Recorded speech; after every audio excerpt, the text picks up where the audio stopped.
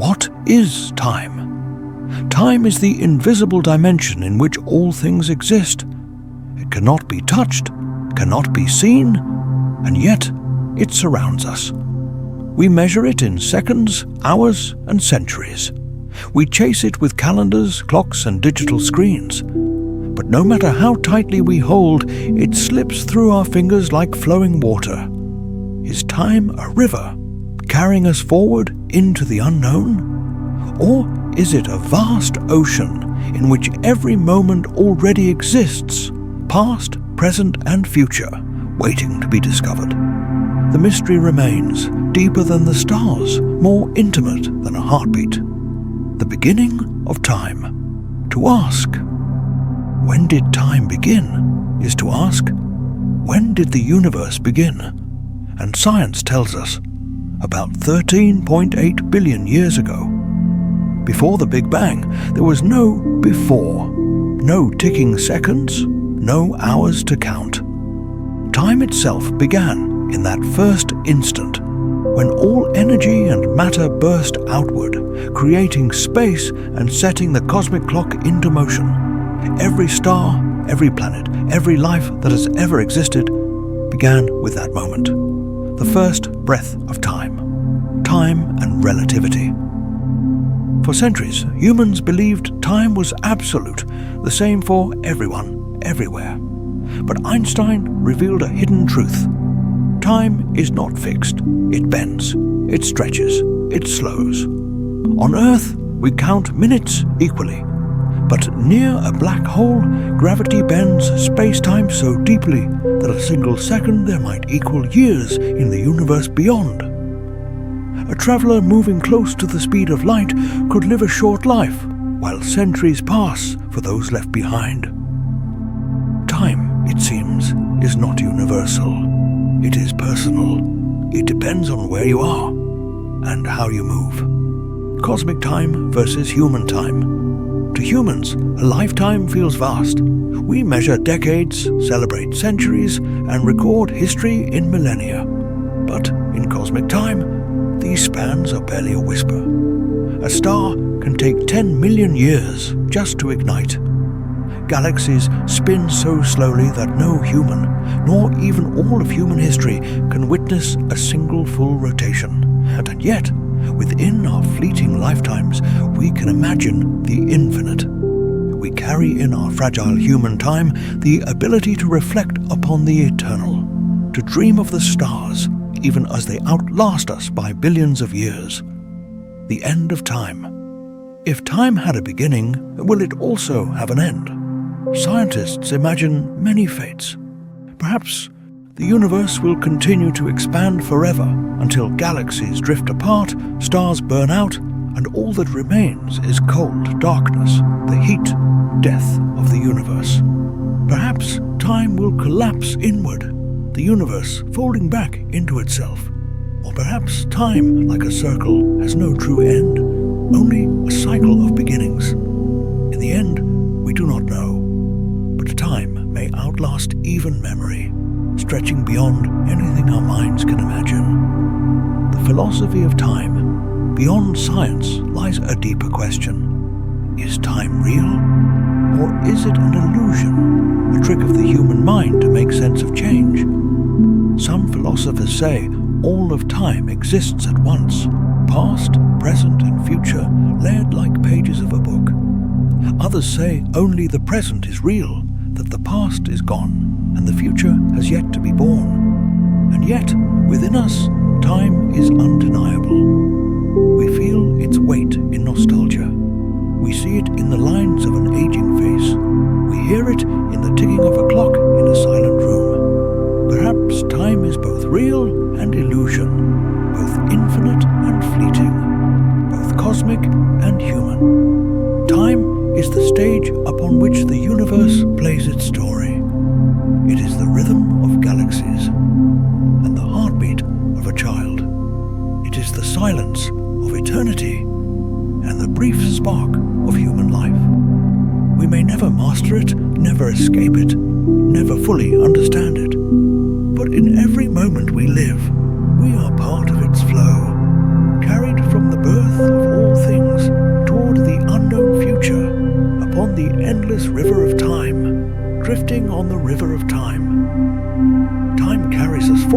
like a vast, unseen river, moving silently through every moment of existence.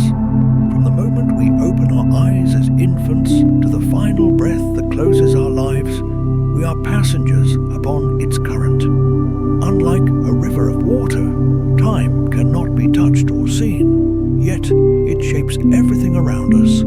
It sculpts mountains through erosion. It ages the skin on our hands.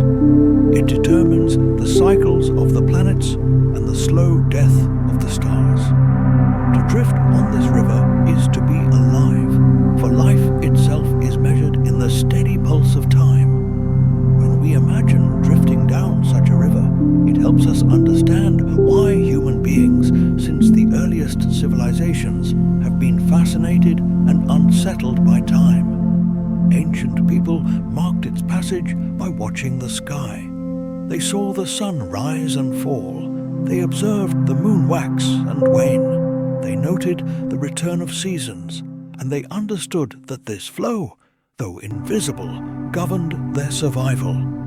In Mesopotamia, farmers built calendars to track floods and harvests. In Egypt, priests constructed shadow clocks and water clocks to measure the hours of the day. To the Mayans, time was sacred, a cycle that determined not only agriculture, but the very destiny of their civilization. But as we drift along this river today, the perspective deepens. We know, thanks to centuries of science, that time is not only a human invention, but a fundamental dimension of the universe. Physicists describe it as woven together with space, creating the fabric of space-time itself. This means that time is not merely a series of moments passing by us like stones along the shore. Instead, it is part of the very structure of reality, a field in which all events take place. To drift upon it is not a metaphor, but a truth. For every atom, every star, and every galaxy floats within this vast current. Our own perception of this river, however, is unique. Human time feels personal. A single day can stretch endlessly in childhood, yet collapse into a blur as we grow older. Psychologists explain that this is because the human brain does not perceive time uniformly. Novel experiences stretch our sense of duration, while familiar routines compress it. A child seeing the ocean for the first time feels a day that lasts forever, while an adult repeating the same commute may feel entire months dissolve like mist. This drifting sensation is not only personal but biological. Every living creature carries within it a rhythm that matches the flow of the world. Birds migrate according to seasonal cycles. Flowers bloom in harmony with the turning of the earth. Human beings have circadian rhythms, internal clocks tied to sunlight and darkness, regulating sleep, hormones, and energy.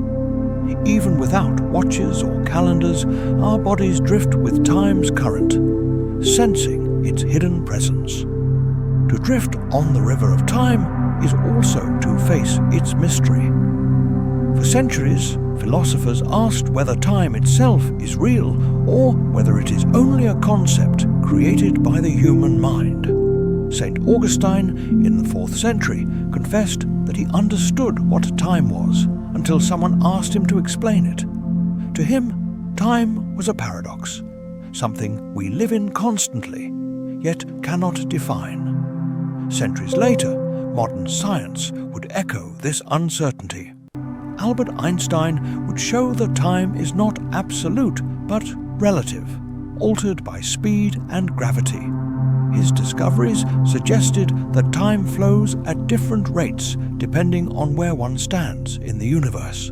In other words, the river of time does not move with one current, but with countless streams, some faster, some slower, some barely moving at all. Imagine drifting on this river near the Earth, where seconds tick in a familiar rhythm. Now imagine an astronaut orbiting close to a black hole, where gravity bends the flow of time. For the astronaut, hours might pass, but for distant observers, centuries could unfold. Both are correct, yet both are different. The river of time, once thought steady and universal, is now understood as flexible, twisting, and vast beyond comprehension. As we continue to drift, we realize something else. Time is both infinite and finite. To the universe, it stretches across billions of years, from the birth of galaxies to their eventual decay. Yet, to us, time is finite, marked by a human lifespan that may last less than a century. This contrast is profound. The cosmos drifts slowly, its river wide and eternal, while our personal drift is fragile, a brief journey on a small raft. This is why the flow of time matters so deeply to us. We cannot control it, but we can feel it. We can treasure it, and we can choose how to live upon it. Thus, to drift on the river of time is to accept both its inevitability and its wonder. It is to acknowledge that everything we are and everything we will ever know is carried along by this invisible current. It's to see history not as isolated events, but as points along a stream that connects the past to the present and flows endlessly toward the future. From the rise of civilizations to the quiet moments of a single life, all is carried by this river. And so we drift onward, aware that while time may seem mysterious, it is also the most intimate companion we will ever know. It is with us in joy and sorrow, in birth and death, in every second that passes and every memory we carry. To drift on this river is to be human. To drift on this river is to be alive, the beginning of time. As we drift further along the river of time, we inevitably look backward, trying to see where the current began. Every river has a source, a spring, a mountain, a glacier melting into the first drops. So too must the river of time have its origin. But the truth of that beginning is stranger than any myth humanity has ever told. For much of human history, cultures tried to explain time's beginning through stories. The Babylonians spoke of primordial chaos from which gods shaped order. In the Hebrew scriptures, time itself is said to have begun when God spoke light into existence. The Mayans saw cycles of creation and destruction, believing our current age is but one turn of an eternal wheel. These myths, though different, carried it, a common thread. The recognition that time must have had a starting point. Modern science confirms this intuition, though in ways even ancient storytellers could not imagine. According to cosmology, time began nearly 14 billion years ago with the event we now call the Big Bang. Before this moment, there was no ticking clock, no before or after. The very concepts of earlier and later did not exist. In that unimaginable instant, space, matter, energy, and time itself came into being. To picture this is nearly impossible, for the human mind is trained to imagine events unfolding within time. We think in sequences, one thing happening, then another. But the birth of the universe was not one event within an older timeline. It was the birth of time itself, the opening of the very stage upon which all future events would play out. Astronomers describe the Big Bang not as an explosion into empty space, but as the expansion of space itself. The universe did not erupt outward into a void. Rather, space expanded everywhere at once, carrying galaxies to be within its stretching fabric. And with this expansion, time began to flow, like a river springing suddenly from the ground. Within the first tiny fraction of a second, forces that now govern the cosmos were set into place. Gravity separated from the other fundamental forces. matter condensed out of energy. Tiny fluctuations, quantum ripples in the newborn universe, would one day grow into galaxies, stars, and planets. All of this occurred in less than the blink of an eye. And yet, what came before the Big Bang remains one of the deepest mysteries of science. Some physicists argue that before has no meaning, because time itself had not yet existed. Others propose that the Big Bang may have been the latest in a cycle of expansions and contractions, that our universe is but one breath in an eternal rhythm of creation and collapse. A few even suggest the possibility of multiple universes, a vast multiverse where each Big Bang is the birth of a different reality, each with its own river of time. What is certain is that the beginning of time shaped everything that would follow. Without that singular origin, there would be no stars to shine, no planets to orbit, no life to wonder at its own existence. The seconds we measure today, the years we celebrate as birthdays, the centuries we record in history, all of them trace their lineage back to that first instant when time itself opened like a curtain upon the stage of reality. This realization humbles us. When we look up at the night sky, the starlight we see has traveled for thousands or even millions of years before reaching our eyes. We are, in a very real sense, looking backward through time. Each star is a messenger from the past, carrying the story of the universe's early moments. Even the atoms in our bodies bear the imprint of time's beginning. The hydrogen in our blood was formed mere minutes after the Big Bang, when the universe cooled enough for the first simple elements to emerge. In every heartbeat, the memory of time's origin echoes within us. And so, as we drift along this river, we realize that we carry its beginning with us. Time's first seconds are written into the stars, into the earth, into the atoms of our own flesh.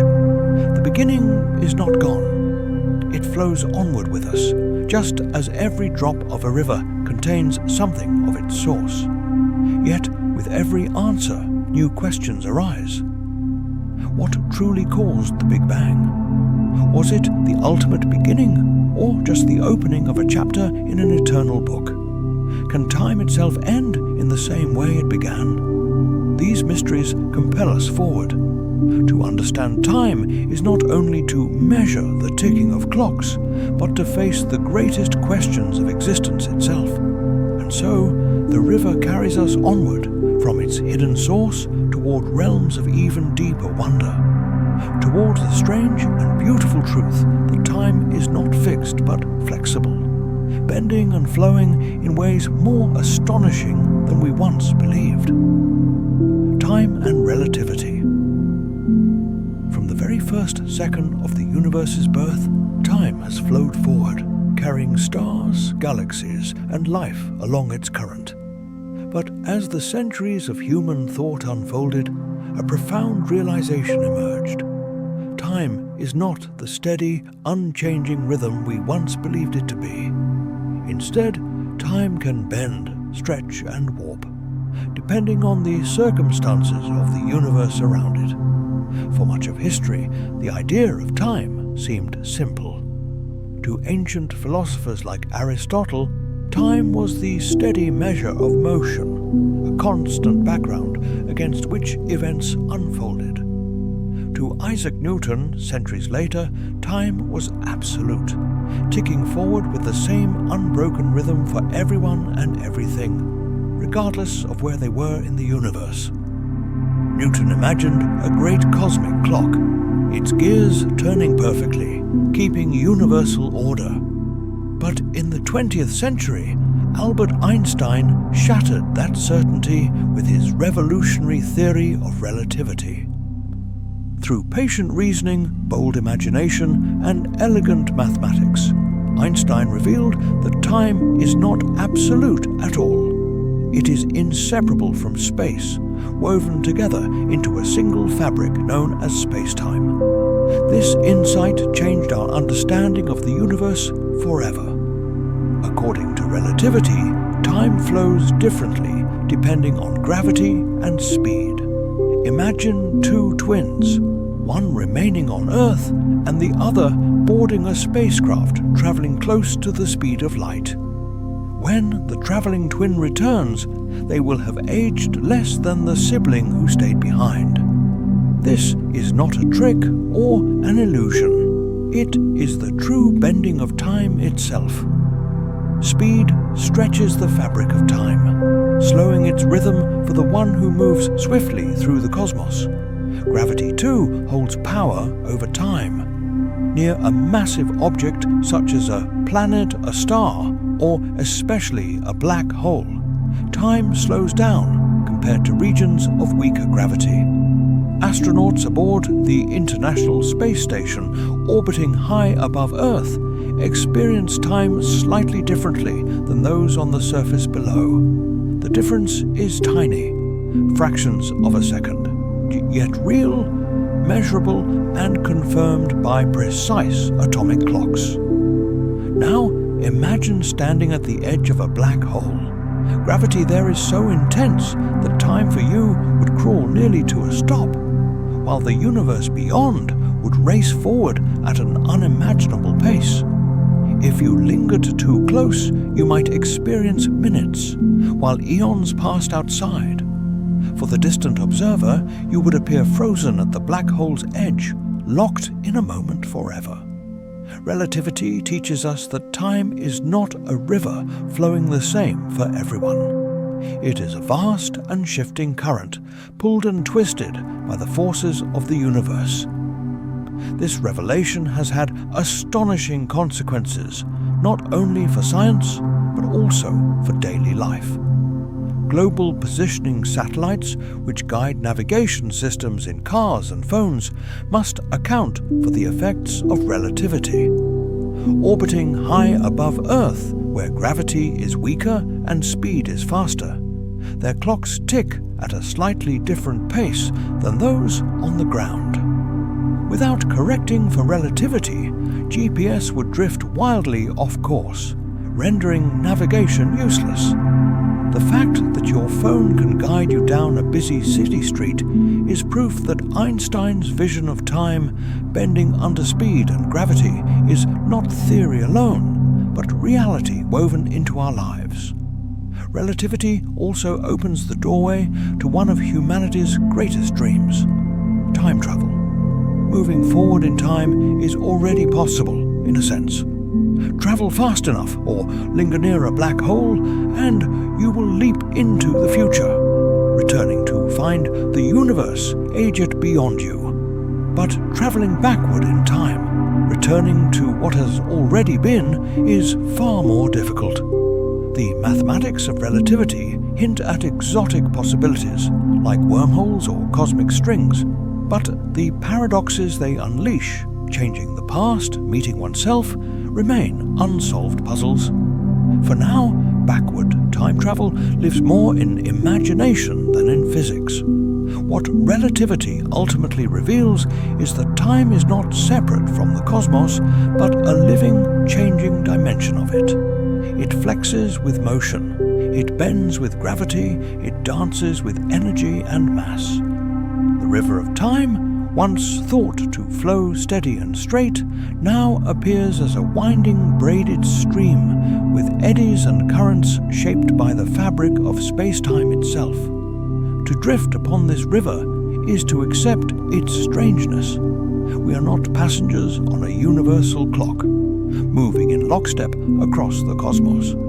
We are travelers in a universe where time is as alive and dynamic as the stars themselves. And though relativity makes time more complex, it also makes it infinitely more beautiful, reminding us that even the seconds we take for granted are part of a vast and wondrous design. Cosmic time versus human time. If relativity teaches us that time bends and shifts, the universe itself reminds us of just how differently time is measured on the cosmic scale versus the human scale. To us, a century feels long.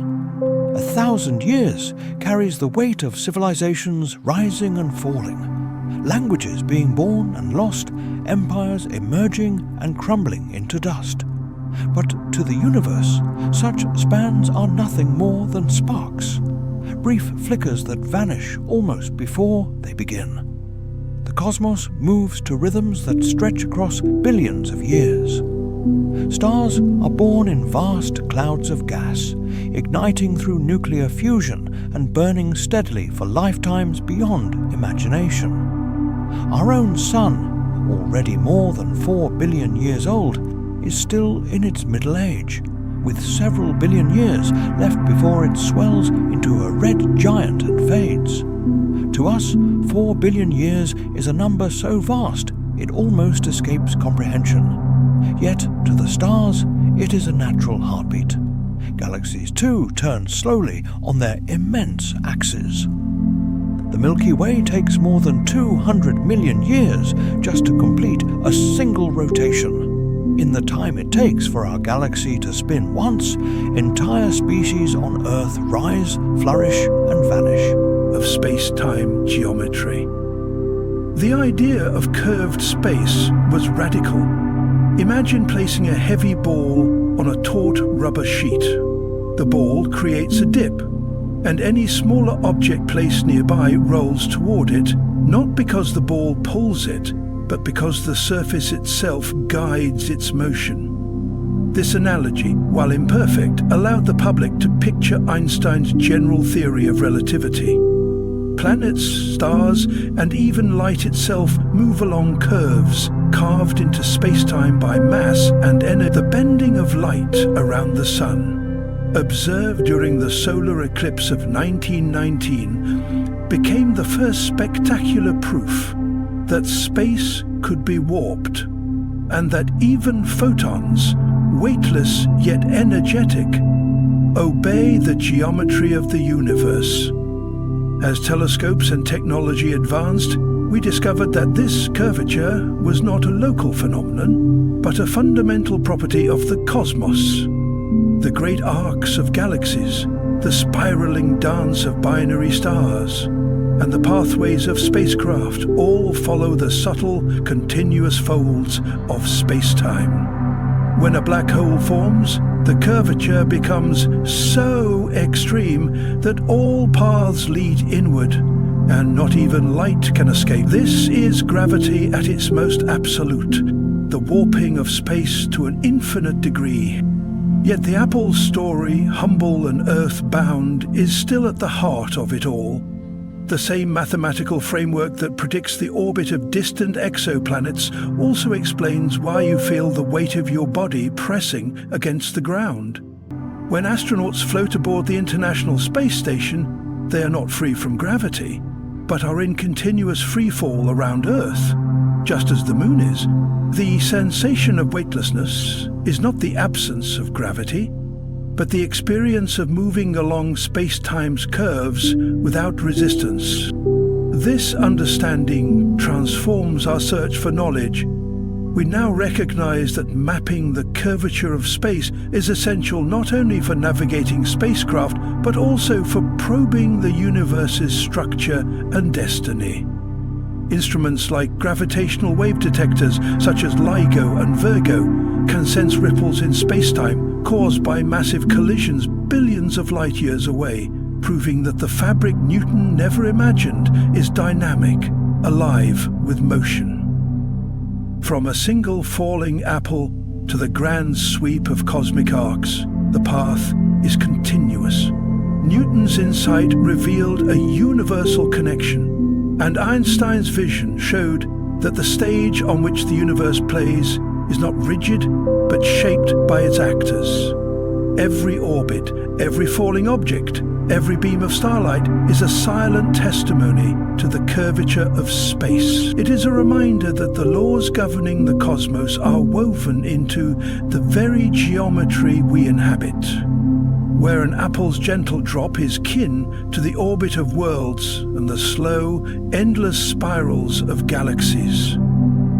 To run the earliest glimmers of human thought, the idea of a place where the very fabric of reality twists upon itself has fascinated and terrified in equal measure. Black holes, once only the subject of abstract mathematics and speculative philosophy, are now understood as real cosmic engines of gravity so extreme that they bend not only space but also the flow of time. They are not just voids, they are regions where the laws of physics as we know them approach their limits, where the smooth geometry of space-time collapses into a singularity, and where reality itself is reshaped in ways that defy ordinary experience. The story of black holes begins with Einstein's general theory of relativity, which revealed that space and time are not separate entities, but aspects of a single, interconnected fabric, space-time. Gravity, in this revolutionary view, is not an invisible force pulling objects together,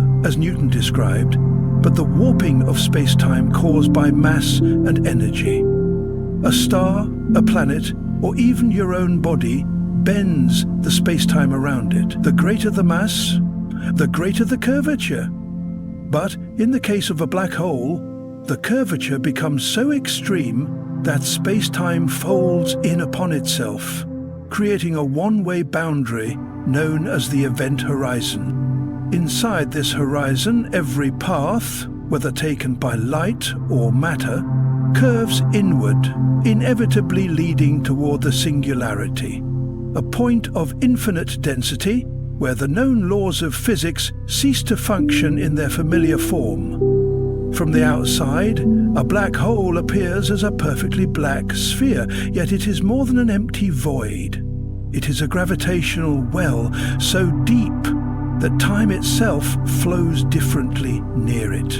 To a distant observer, a clock falling toward the event horizon appears to slow down, its ticks stretching longer and longer until they seem to freeze in place at the edge. But for the falling object itself, time feels normal. It is the outside universe that appears to accelerate toward an unimaginable future. This time distortion is not a trick of perception, but a real consequence of space-time geometry.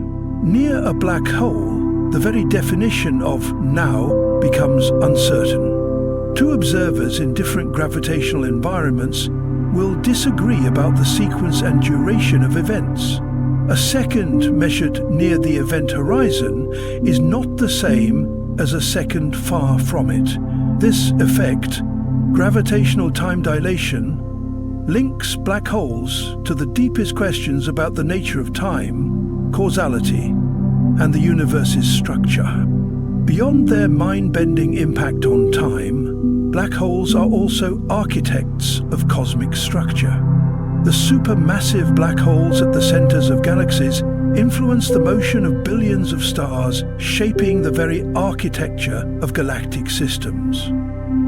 Paradoxically, these regions of inescapable gravity can be sources of immense energy, powering quasars and relativistic jets that blaze across millions of light-years, visible from the farthest reaches of the cosmos. In these processes, black holes act as both destroyers and creators, consuming matter, yet driving the evolution of galaxies. At the quantum level, black holes raise even stranger possibilities. Stephen Hawking's groundbreaking work showed that black holes are not entirely black. They emit radiation due to quantum effects near the event horizon, a phenomenon now known as Hawking radiation. Over unimaginably long periods, this radiation could cause black holes to evaporate entirely, raising profound questions about the fate of the information that falls into them. Does the information vanish forever, violating the principles of quantum mechanics? Or is it somehow preserved in a way we have yet to understand? This information paradox remains one of the most compelling puzzles in modern physics. The distortion of time and space by black holes forces us to confront the boundaries of our theories and the limits of our perception. They are laboratories of the extreme, where relativity and quantum mechanics meet, often in tension, and where the very texture of reality is put to the test. To study a black hole is to glimpse the deep code of the universe, a code written not in lines of human language, but in the curves and folds of spacetime itself. And yet, even with all we have learned, the full nature of black holes remains hidden behind their horizons. They are cosmic riddles, both terrifying and beautiful, reminding us that the universe is not a static clockwork, but a living, dynamic web of time and space, endlessly reshaping itself in ways our minds are only beginning to grasp. The arrow of time is not a physical arrow that one can hold. Rather, it is a metaphor that captures the asymmetry between the past and the future. And entropy is the driving force behind this asymmetry. In the mid-19th century, the Austrian physicist Ludwig Boltzmann provided a statistical foundation for this concept. He recognized that in any closed system, the number of possible disordered arrangements vastly outnumbers the ordered ones. Imagine shuffling a deck of cards. There's only one perfectly ordered arrangement, say all suits in sequence, but trillions of possible jumbled arrangements. When you shuffle, the probability overwhelmingly favors disorder, and that statistical tendency toward disorder is what we call an increase in entropy. ANN. In physical terms, the second law of thermodynamics states that in an isolated system, entropy will always stay the same or increase over time. It will never spontaneously decrease. This is why shattered glasses stay shattered, why smoke disperses in a room rather than reconcentrating in the corner, and why our universe appears to move from states of lower entropy to higher entropy. But here's the intriguing twist. The laws of physics at the microscopic level, Newtonian mechanics, electromagnetism, quantum theory, are time-symmetric. If you filmed the dance of individual particles and reversed the playback, the motion would still obey the same equations. Nature wouldn't know the difference. The arrow of time, then, emerges not from these fundamental laws, but from the initial conditions of the universe. Our cosmos began around 13.8 billion years ago in an incredibly hot, dense and low entropy state. That's counterintuitive. We often imagine the early universe as a chaotic fireball, but gravitationally speaking, it was astonishingly ordered. As the universe expanded, gravity pulled matter into clumps, forming stars, galaxies and planets. At the same time, energy spread out, matter interacted, and entropy steadily increased. It is this growth of entropy, rooted in the improbable starting point of the cosmos, that defines the arrow of time we experience. Consider life itself. Every moment, our bodies burn fuel, convert it into usable energy, and expel waste heat into our environment. We are entropy machines, turning ordered chemical energy into less organized forms. Even our memories are shaped by entropy. We remember the past, but not the future, because in the past, the universe's configuration was more ordered, giving us a clear trail of causes leading to our present state. This also connects to the irreversible processes we witness in the grander scales. Stars burn their fuel, slowly increasing entropy until they die. Black holes swallow matter and radiate energy via Hawking radiation, converting the complexity of collapsed matter into a simpler bath of particles. Galaxies collide and merge, redistributing their stars into new arrangements. The cosmos is on a one-way path toward thermal equilibrium, where all energy is evenly spread and no further work can be done, a state known as heat death. Philosophically, the arrow of time forces us to confront deep questions. If the fundamental laws don't favor a direction, is time's flow merely a product of our universe's birth conditions? Could there exist other universes with no arrow of time at all, where past and future are indistinguishable? And if entropy is tied to our very perception of reality, does that mean that the passage of time itself is, in some sense, an illusion? While we may never see a broken glass leap back together, understanding entropy reveals that this irreversible journey is not just a human experience. It is written into the evolution of the cosmos itself.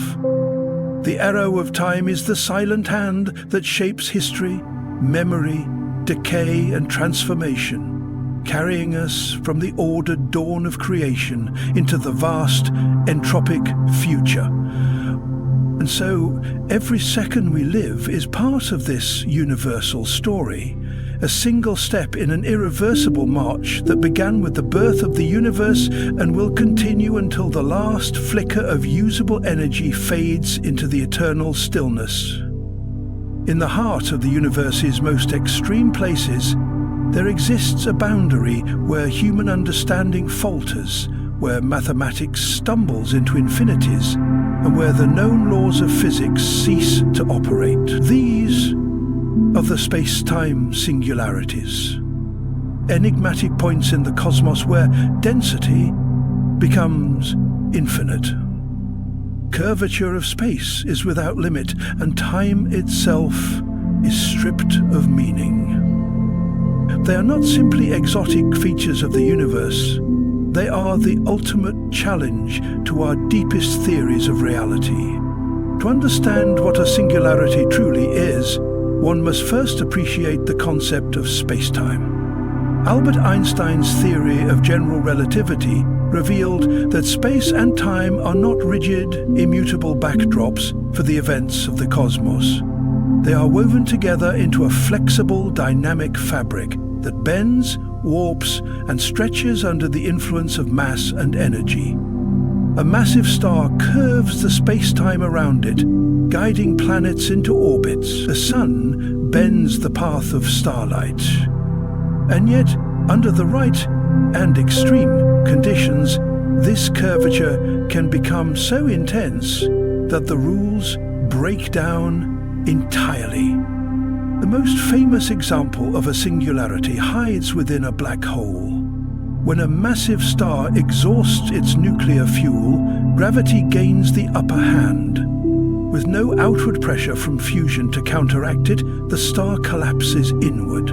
If the star is heavy enough, no known force can stop this implosion. Matter is crushed to a point of zero volume and infinite density, a singularity, where gravitational pull is so overwhelming that even light cannot escape. At this heart of darkness, space-time is bent into a shape so extreme that it can no longer be described by Einstein's equations in their usual form. The mathematics predicts infinity, a signal that the theory is being pushed beyond its domain of validity. Yet singularities are not confined to the ends of massive stars. Cosmology teaches us that our entire universe began in a singularity of sorts, the Big Bang. According to standard models, if we wind the clock of cosmic expansion backward, we arrive at a state where the universe was compressed into an infinitely dense point. Space, time, matter, and energy all emerged from this mysterious beginning. The singularity at the birth of the universe is not surrounded by an event horizon like a black hole's core, but it shares the same troubling feature: the inability of current physical laws to describe what came before or what conditions were truly like at that moment. problem is not just academic. Singularities are places where predictability ends. In every other region of space-time, general relativity allows us to forecast the future evolution of matter and energy given the present conditions. But at a singularity, the curvature becomes so great that time itself may cease to have meaning. Was there a before the Big Bang? What happens inside a black hole beyond the event horizon? Our equations refuse to tell us. This limitation has driven physicists toward the search for a deeper framework, one that unites general relativity with quantum mechanics into a full theory of quantum gravity. Quantum theory governs the microscopic realm where particles dance with uncertainty, while relativity governs the grand stage of planets, stars, and galaxies. Near a singularity, both realms collide. Space-time is curved to subatomic scales, and quantum effects cannot be ignored. Ideas like loop quantum gravity and string theory attempt to describe these extremes, suggesting that the infinite densities predicted by relativity may be replaced by finite, quantized structures of space and time. Perhaps, instead of a true point of infinite curvature, the core of a black hole might be a tangled discrete network of space-time atoms. The Penrose-Hawking singularity theorems, developed in the late 20th century, made a profound statement. Singularities are not rare oddities. They are inevitable outcomes of relativity given certain realistic conditions. These theorems shattered the hope that singularities might be avoided through exotic matter or special symmetries. Instead, they implied that space-time itself possesses built-in boundaries where our understanding will always require something beyond Einstein's vision. Singularities also raise deep philosophical questions. If the universe began in such a state, what determined the laws of physics that emerged? Are singularities portals to other universes, as some speculative models suggest? Or are they truly the ultimate dead ends of reality? Could information somehow survive passage through a singularity, as some quantum gravity proposals imply? Or is it obliterated forever? In the end, space-time singularities are not just problems for mathematicians. They are the edges of the map in humanity's exploration of the cosmos. They represent the points where nature withholds her final secrets, forcing us to invent new mathematics, new physics, and perhaps even new ways of thinking. Just as the horizon hides the vastness of the ocean beyond, the event horizon of a black hole conceals the strange and uncharted landscape of the singularity. We may not yet know what lies at the heart of these extremes, but one truth is certain: to solve the mystery of singularities is to take the next great leap in our understanding of the universe. They are the most dramatic reminders that, no matter how far science advances, there will always be frontiers where curiosity must lead the way, and where, for now, physics breaks in the realm of our everyday lives. Time feels steady and absolute. A second here is a second there, no matter who you are or where you stand. Yet, the deeper we look into the workings of the universe, the more this comforting certainty begins to dissolve.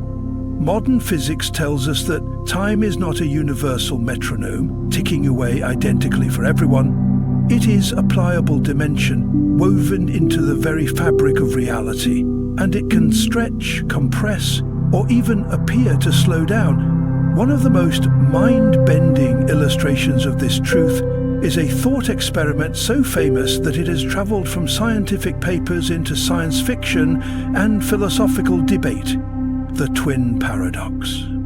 The paradox begins with a simple premise. Imagine identical twins, born seconds apart, sharing the same childhood, the same rhythms of life. One twin, let's call her Anna, remains on Earth.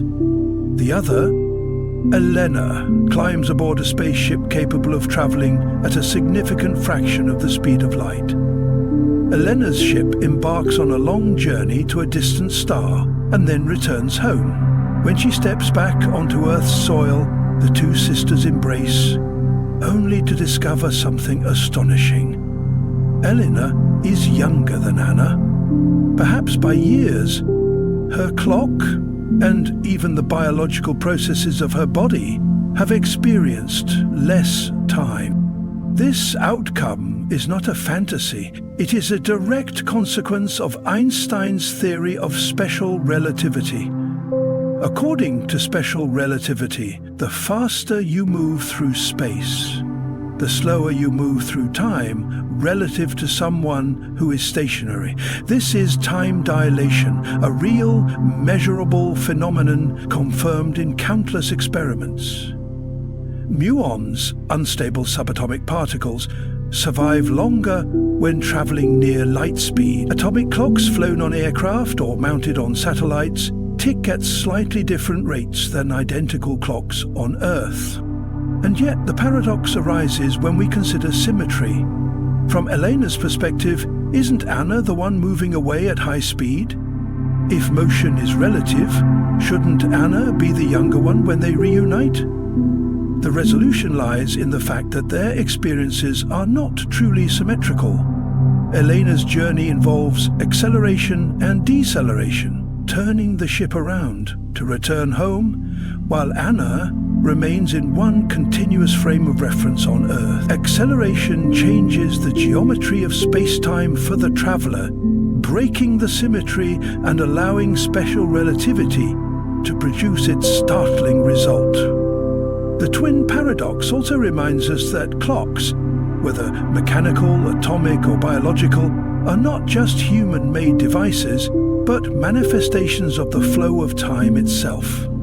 In high-speed travel, all processes slow down in unison. The beating of a heart, the decay of atoms, the firing of neurons in the brain. For Elena, life aboard the ship feels perfectly normal. Seconds pass, hours pass, days pass, just as they always do. It is only when the twins are reunited and compare experiences that the vast gulf of accumulated difference becomes apparent. In the modern era, this is more than a theoretical curiosity. The Global Positioning System, GPS, must account for time dilation. Satellites orbiting Earth move fast enough and exist far enough from Earth's gravity that both special and general relativity affect their onboard clocks. Without precise relativistic corrections, GPS positions would drift by kilometers within a single day. But the twin paradox also brushes against deeper, more philosophical questions. If time itself is mutable, if it flows differently depending on motion and gravity, what does that mean for our understanding of now?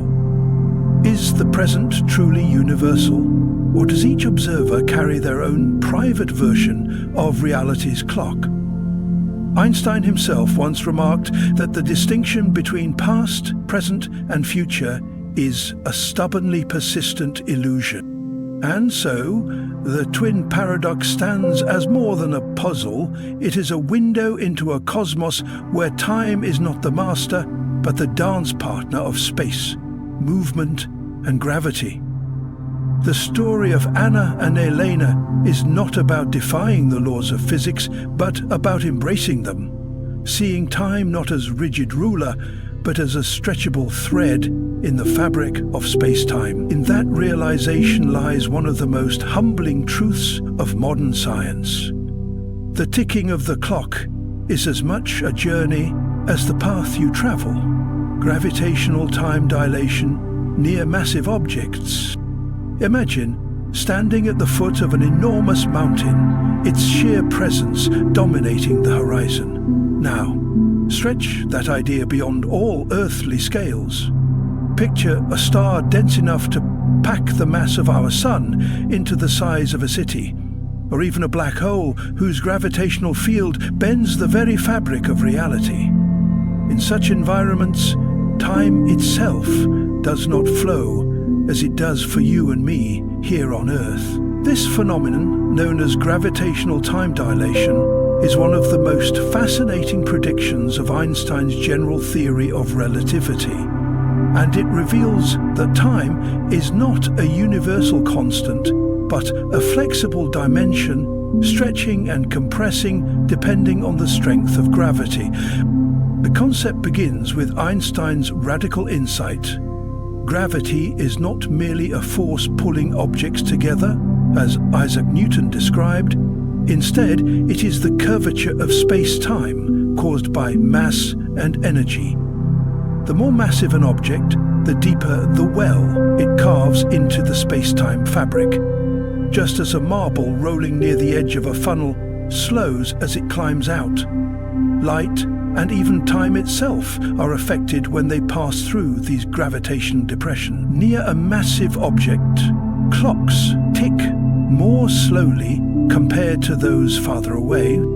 This is not a philosophical abstraction. It has been measured with extraordinary precision. In 1971, the Hafele-Keating experiment flew atomic clocks around the world on commercial airliners. They found that the clocks aboard the planes disagreed with identical clocks on the ground, both because of their motion, special relativity. Later, scientists conducted experiments using satellites and the ultra-precise Global Positioning System, GPS. Without correcting for gravitational time dilation, GPS signals would drift by about 38 microseconds per day, enough to throw off positions by kilometers within 24 hours. The deeper you descend into a gravitational well, the slower time runs relative to a distant observer.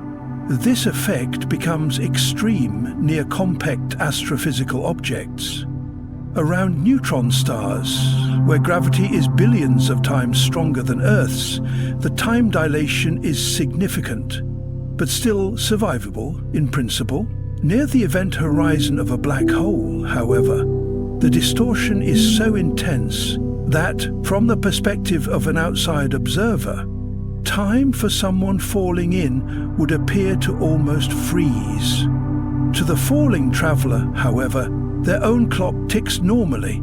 They simply notice that the rest of the universe seems to accelerate into the future. This strange warping of time even has real implications for how we think about the universe's history and future. In regions of extreme gravity, processes like decay, motion, and even thought occur more slowly relative to distant cosmic locations. The interplay between gravitational time dilation and cosmic expansion means that events near supermassive black holes may remain hidden to us for eons, perhaps forever.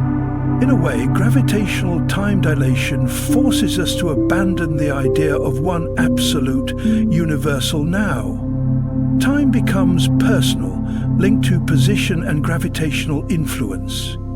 It tells us that the universe is not a static stage where events unfold, but an active, flexible tapestry, one that twists, stretches, and folds under the weight of stars, planets, and black holes. And so, next time you hear that a black hole distorts space, remember, it distorts time just as much. It is not just where you are that shapes your experience of reality, it is how deep you stand in the cosmic well of gravity. In the great theatre of the cosmos, where galaxies spin like vast celestial pinwheels and black holes loom like silent cosmic predators, there exists a number, unchanging, eternal, and absolute, that underpins the structure of reality itself. That number is the speed of light, 299,792,458 meters per second in the vacuum of space. Not merely a figure buried in the pages of physics textbooks, it is the ultimate speed limit of the universe, woven into the very geometry of space-time. To go faster is not just difficult, it is impossible, at least according to everything we know about the laws of nature. This cosmic limit was not always obvious. For centuries, light was believed to travel instantaneously, a perfect messenger without delay. The ancient Greeks debated its nature. Was it a particle, a wave? Was its speed infinite? It was not until the 17th century, when Danish astronomer Ole Romer studied the eclipses of Jupiter's moon Io, that the truth began to emerge. He discovered that light took time to cross the vast gulf between Jupiter and Earth, and thus it had a measurable speed. This was the first crack in the illusion of instantaneous vision. Centuries later, Albert Einstein would elevate this constant speed from a mere property of light to the bedrock principle of his theory of relativity. In Einstein's universe, the speed of light is not just a limit for photons, it is the limit for everything.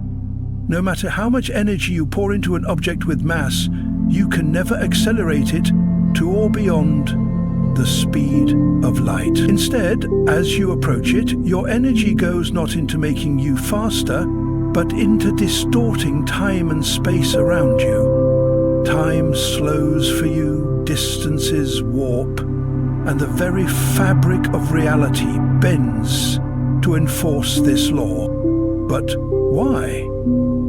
The answer lies deep in the relationship between space and time themselves. In relativity, they are not separate arenas, but a single continuum. Space-time and the speed of light is the conversion factor that binds them together.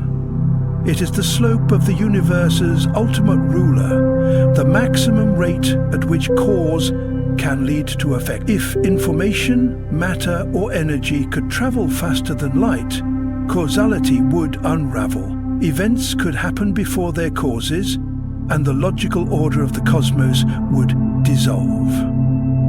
This limitation shapes everything we see. It is the reason the sun's light takes 8 minutes to reach us, the reason we see distant galaxies as they were billions of years ago, and the reason there is a cosmic event horizon beyond which we can never know what lies. The speed of light is not merely a restriction, it is also a window into the past, a built-in time machine that lets us look back across cosmic history. The past says, I think the window looks back across cosmic history. Yet, the speed of light is not always the speed at which light appears to travel. Through glass, water, or plasma, photons slow down as they interact with matter, but this is only an illusion. Their true limit in a vacuum remains untouched. Even in the strangest corners of physics, quantum entanglement, wormhole theories, or hypothetical tachyons, nothing has been shown to transmit usable information faster than this constant. Still, humanity dreams of breaking this cosmic speed barrier. Concepts like warp drives and wormholes emerge not from defiance of Einstein's limit, but from attempts to bend the very fabric of space-time so that the limit no longer applies in the usual way. A warp drive, for example, would not move a ship faster than light through space, it would move space itself, carrying the ship along like a surfer riding a wave. These ideas remain speculative, but they show that even in obeying the limit, our imagination has found ways to dance around it. The speed of light is in the end the great enforcer of cosmic order. It is the heartbeat of the universe's design, the pace at which reality can change, the thread that ties space and time into a coherent whole. Without it, the laws of physics would fracture, the symmetry of nature would collapse, and the universe would lose its structure. To journey toward this limit is to brush against the edge of what is possible. And though we may never surpass it, we live in a cosmos where the chase itself has shaped civilizations, inspired exploration, and revealed the deepest truths of existence. The speed of light is not just a number. It is the whisper of the universe, telling us that even Infinity has its boundaries. In the grand tapestry of the cosmos, distance is one of nature's most stubborn barriers. Stars shimmer in the night sky, galaxies swirl in the far reaches of space, and yet most are so far away that even light, the fastest thing in the universe, would take millions or billions of years to reach them. For as long as humans have looked upward, we have been bound by a single truth: space is vast, and our journey through it is slow. But what if there was a way to bend the rules? To take a shortcut, not across the surface of the universe, but through its very fabric. This is the tantalizing idea of the wormhole. A bridge between two distant points in space-time, folding the cosmos upon itself like a sheet of paper and piercing it with a tunnel. The concept traces back to Albert Einstein's theory of general relativity, which revealed that space and time are not rigid backdrops, but flexible, dynamic entities, shaped by matter and energy. In 1935, Einstein, along with his colleague Nathan Rosen, stumbled upon a mathematical solution that seemed to describe a bridge between two regions of space-time. Known as the Einstein-Rosen bridge, it was unlike anything science had ever imagined. Not a simple passage through space, but a deep warping of reality itself. In this model, the universe could be connected in ways that defied intuition, linking two separate locations, perhaps even two separate universes, through a single, mysterious conduit. To visualize it, imagine space as a flat sheet of paper. Normally, if you wanted to travel from point A to point B, you would have to trace along the paper's surface, covering every inch of the distance in between. But if you fold a paper so that point A and point B touch, and then pierce a hole straight through, you have created a shortcut, a wormhole. For an object traveling through it, the journey could take moments, while in normal space, the same trip might take centuries. Yet wormholes are not merely science fiction fantasies. Their possibility emerges naturally from the mathematics of relativity. But there is a problem, perhaps several. The Einstein-Rosen bridge, as originally described, would collapse instantly if anything tried to pass through it. The tunnel would pinch shut before a single photon could cross. To hold a wormhole open, it would require something exotic. Matter with negative energy density, often referred to as exotic matter. Unlike normal matter, which has positive mass and energy, exotic matter would act like an anti-gravity force, pushing space apart instead of pulling it together. Without it, the walls of the wormhole would slam shut under the crushing force of gravity. In the 1980s, physicist Kip Thorne and his colleagues explored whether wormholes could, in theory, be stable enough for travel. Their work showed that if exotic matter existed, and in the right quantities, a traversable wormhole might not be ruled out by the laws of physics. This sparked a wave of fascination, not just in the scientific community, but in popular culture, inspiring books, films, and endless speculation about interstellar travel, time machines, and connections to parallel universes. The implications are staggering. A wormhole could allow not only faster-than-light travel between distant stars, but potentially travel between different points in time. Because wormholes connect regions of space-time, moving one end of the wormhole at relativistic speeds could cause time to flow differently at each mouth, creating a time difference between them. Step into one end, and you could emerge not only in a distant galaxy, but in a different era, the past or the future. This is where the physics dances dangerously close to paradox, and where our understanding of causality, the sequence of cause and effect, is tested to its limits. Still, for all the mathematical beauty, there is a profound lack of evidence. No wormhole has ever been detected, and the energy requirements to build or sustain one are far beyond anything humanity can currently produce. The exotic matter needed remains hypothetical, and even if it exists, manipulating space-time on such a scale may forever remain in the realm of the impossible. Yet nature has a way of surprising us. Black holes, once thought to be purely theoretical, are now observed regularly. Gravitational waves, predicted for a century, have only recently been detected.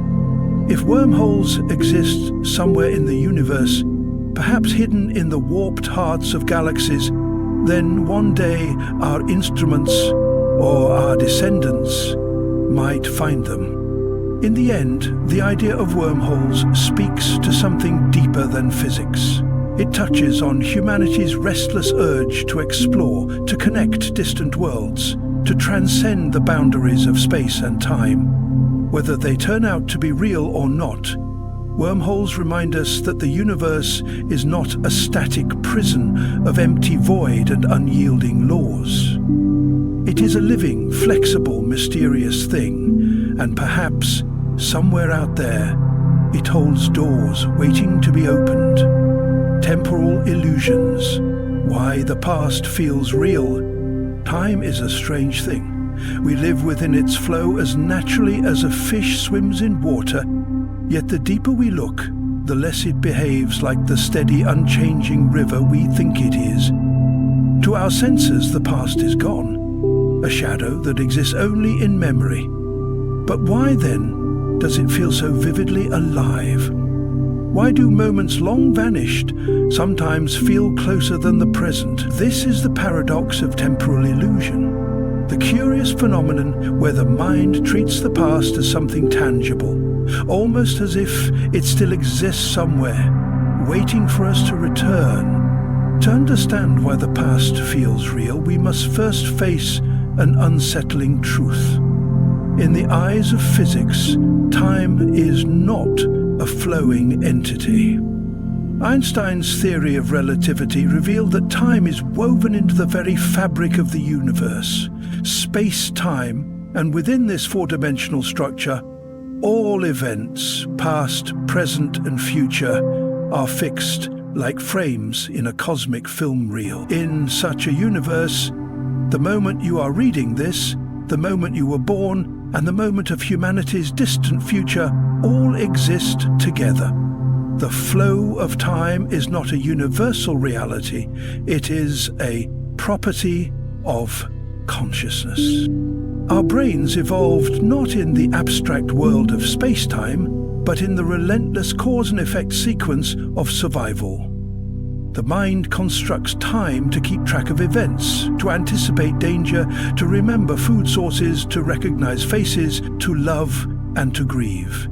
Memory is its great tool, and memory is deceptive. Unlike a video recording, it is not a perfect playback. It is reconstructed each time, influenced by emotions, associations, and even the present moment itself. Yet when we recall a childhood scene, the smell of rain on dusty soil, the laughter of a friend, the rustle of leaves in the summer wind, the brain reactivates many of the same neural patterns that occurred when we first experienced it. In effect, we don't just remember the past, we partially relive it. But there is a deeper layer to this illusion, one tied to how time is structured in the universe itself. In the block universe interpretation of relativity, the past is not destroyed. It simply occupies a different location in space-time, like an old chapter in a book you can no longer turn back to. We can't physically revisit it, but its existence is just as real as this present moment. When you stand under the night sky, the starlight you see left its source hundreds, thousands, even millions of years ago. In a sense, you are looking directly into the past, not just imagining it, but actually perceiving ancient moments frozen in light. This connection between memory, perception, and the physical reality of spacetime creates the strange sensation that the past exists somewhere, as if we could step through a hidden doorway and return to it. Science fiction often plays with this idea: time machines, portals, wormholes. But the laws of physics resist such journeys. The arrow of time, dictated by entropy, pushes us forward relentlessly. The universe's tendency toward disorder ensures that the past remains ordered, stable, and unreachable, while the present dissolves into the growing sea of what has already happened. Yet emotionally, the past never fully lets go of us. Neurological studies show that recalling a memory can activate the same emotional circuits as the original event. This is why grief can feel fresh after decades, why joy from an old victory can still make us smile, and why heartbreak can return with the same sting as the first day it happened. The mind does not differentiate between then and now as sharply as physics does. In the theatre of our consciousness, the past can walk the same stage as the present. And so we are left with a truth both haunting and beautiful. The past feels real because, in a very real sense, it is. It lives in the architecture of space-time, in the patterns of light reaching our eyes from distant stars, and in the neural pathways of our minds. We cannot touch it, we cannot change it, but we can carry it.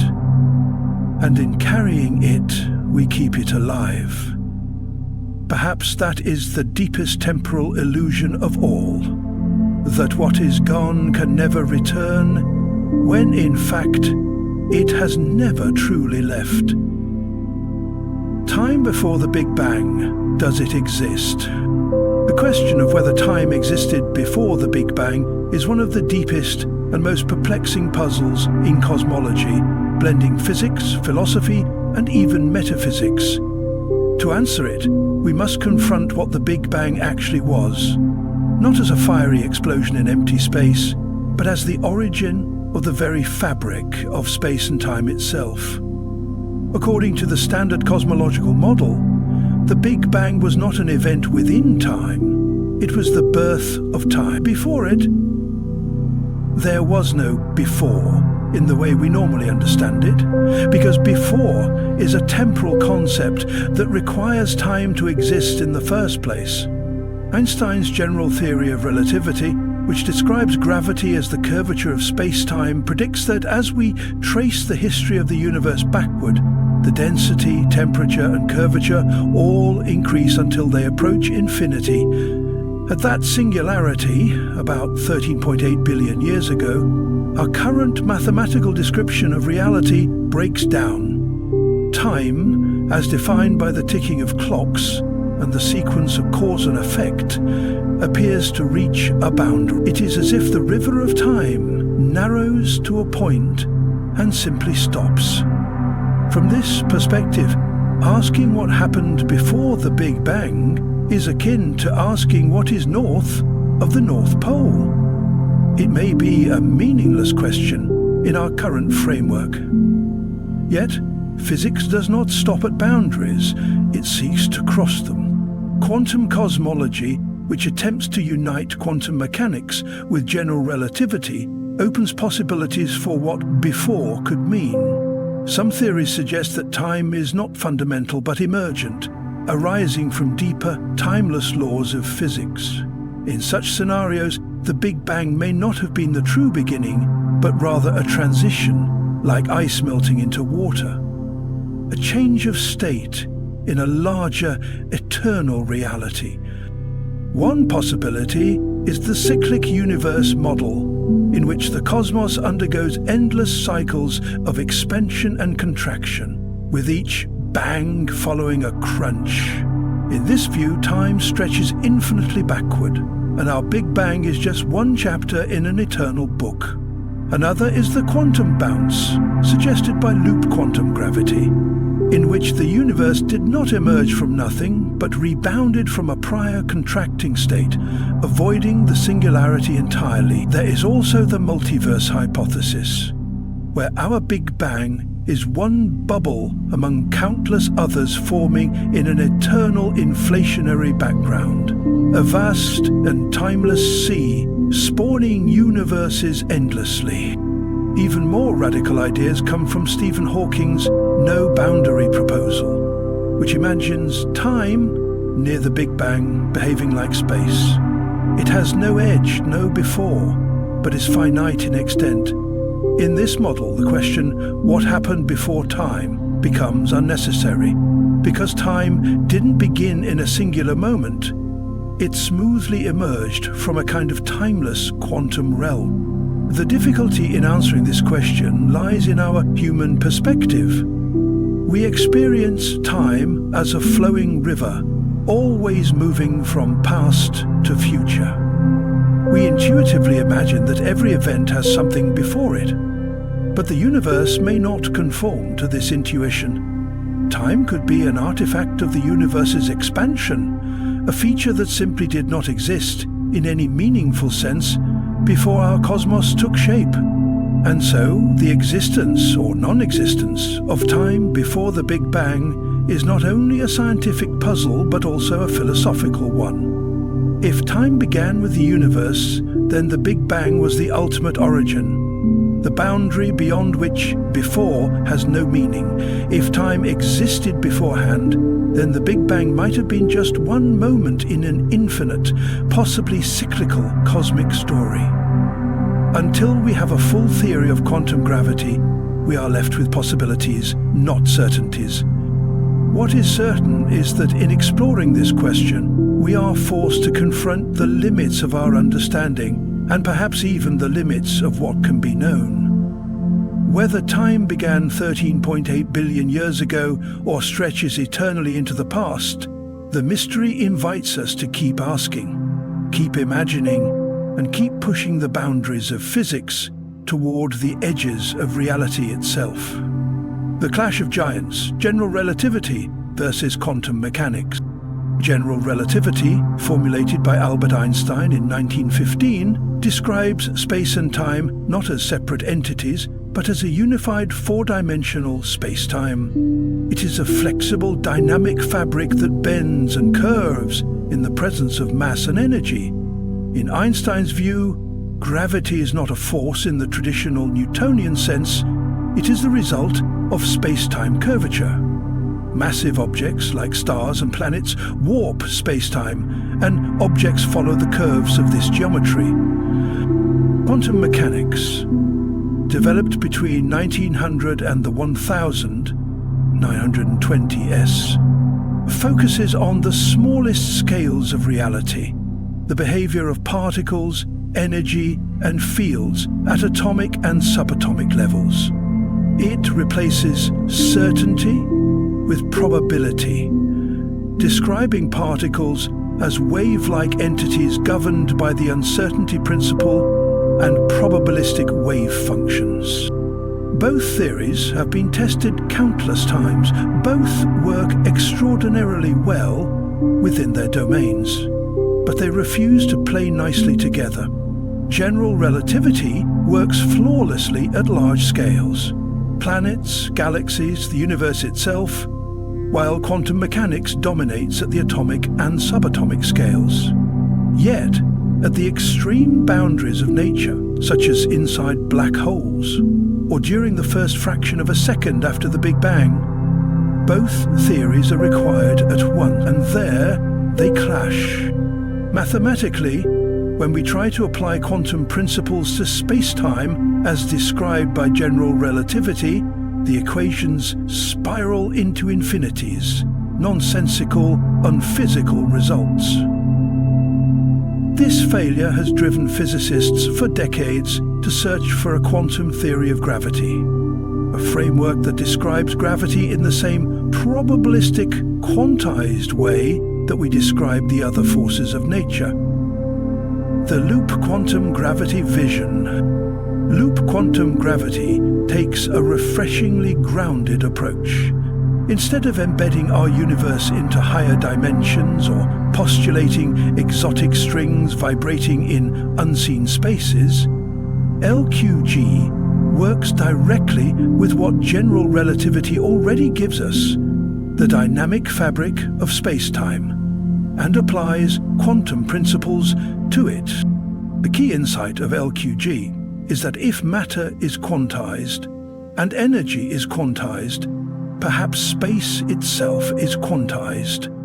The continuous geometric fields of general relativity, when viewed through a quantum lens, break down into a network of finite, indivisible chunks, discrete atoms of space. In this view, geometry itself becomes granular.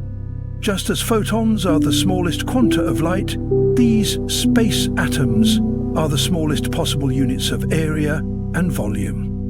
Below this scale, the very concept of space ceases to exist in the way we understand it.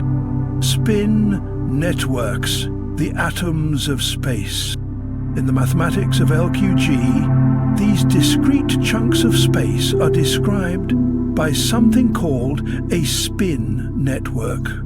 Developed originally by Roger Penrose in the 1970s and later incorporated into LQG by Carlo Rovelli, Lee Smolin and others, a spin network is not a structure sitting inside space. Imagine a vast interconnected web. The edges of the web carry values known as spins, which are related to the quantum numbers familiar from particle physics. The nodes, where the edges meet, represent elementary volumes of space. The edges themselves represent quantized areas, and their intersection patterns encode the curvature and connectivity of space. In other words, space is not a backdrop against which events happen. It emerges from the relationships and connections in this network. The web is constantly evolving, changing its shape and structure, giving rise to the dynamic geometry we experience as space-time. Tidal galaxies, twisted by gravity. In the vast cold architecture of the universe, galaxies are not the isolated islands we once believed them to be. They are wanderers in a sea of gravitational tides, drawn toward one another in slow, majestic dances that can last for billions of years. These cosmic encounters leave behind breathtaking relics, tidal galaxies contorted and stretched by the overwhelming force of gravity. These galactic forms are not merely visual spectacles. They are deep records of the universe's dynamism, violence, and continuous creation. Tidal galaxies emerge from gravitational interactions between massive galaxies. Unlike the serene spirals we often imagine when thinking of galaxies, tidal galaxies wear the scars of cosmic battles. When two or more galaxies come close enough, their mutual gravitational pull begins to tug at their outer stars, clouds of gas and dark matter. These tugs do not happen instantly, but unfold over millions or even billions of years. Stars are flung into tidal tails, enormous thread-like streams of stellar material, stretching across intergalactic space, sometimes forming arcs that span hundreds of thousands of light years. The first clues to the existence of tidal galaxies came in the mid-20th century, with improvements in photographic plate sensitivity and telescope optics.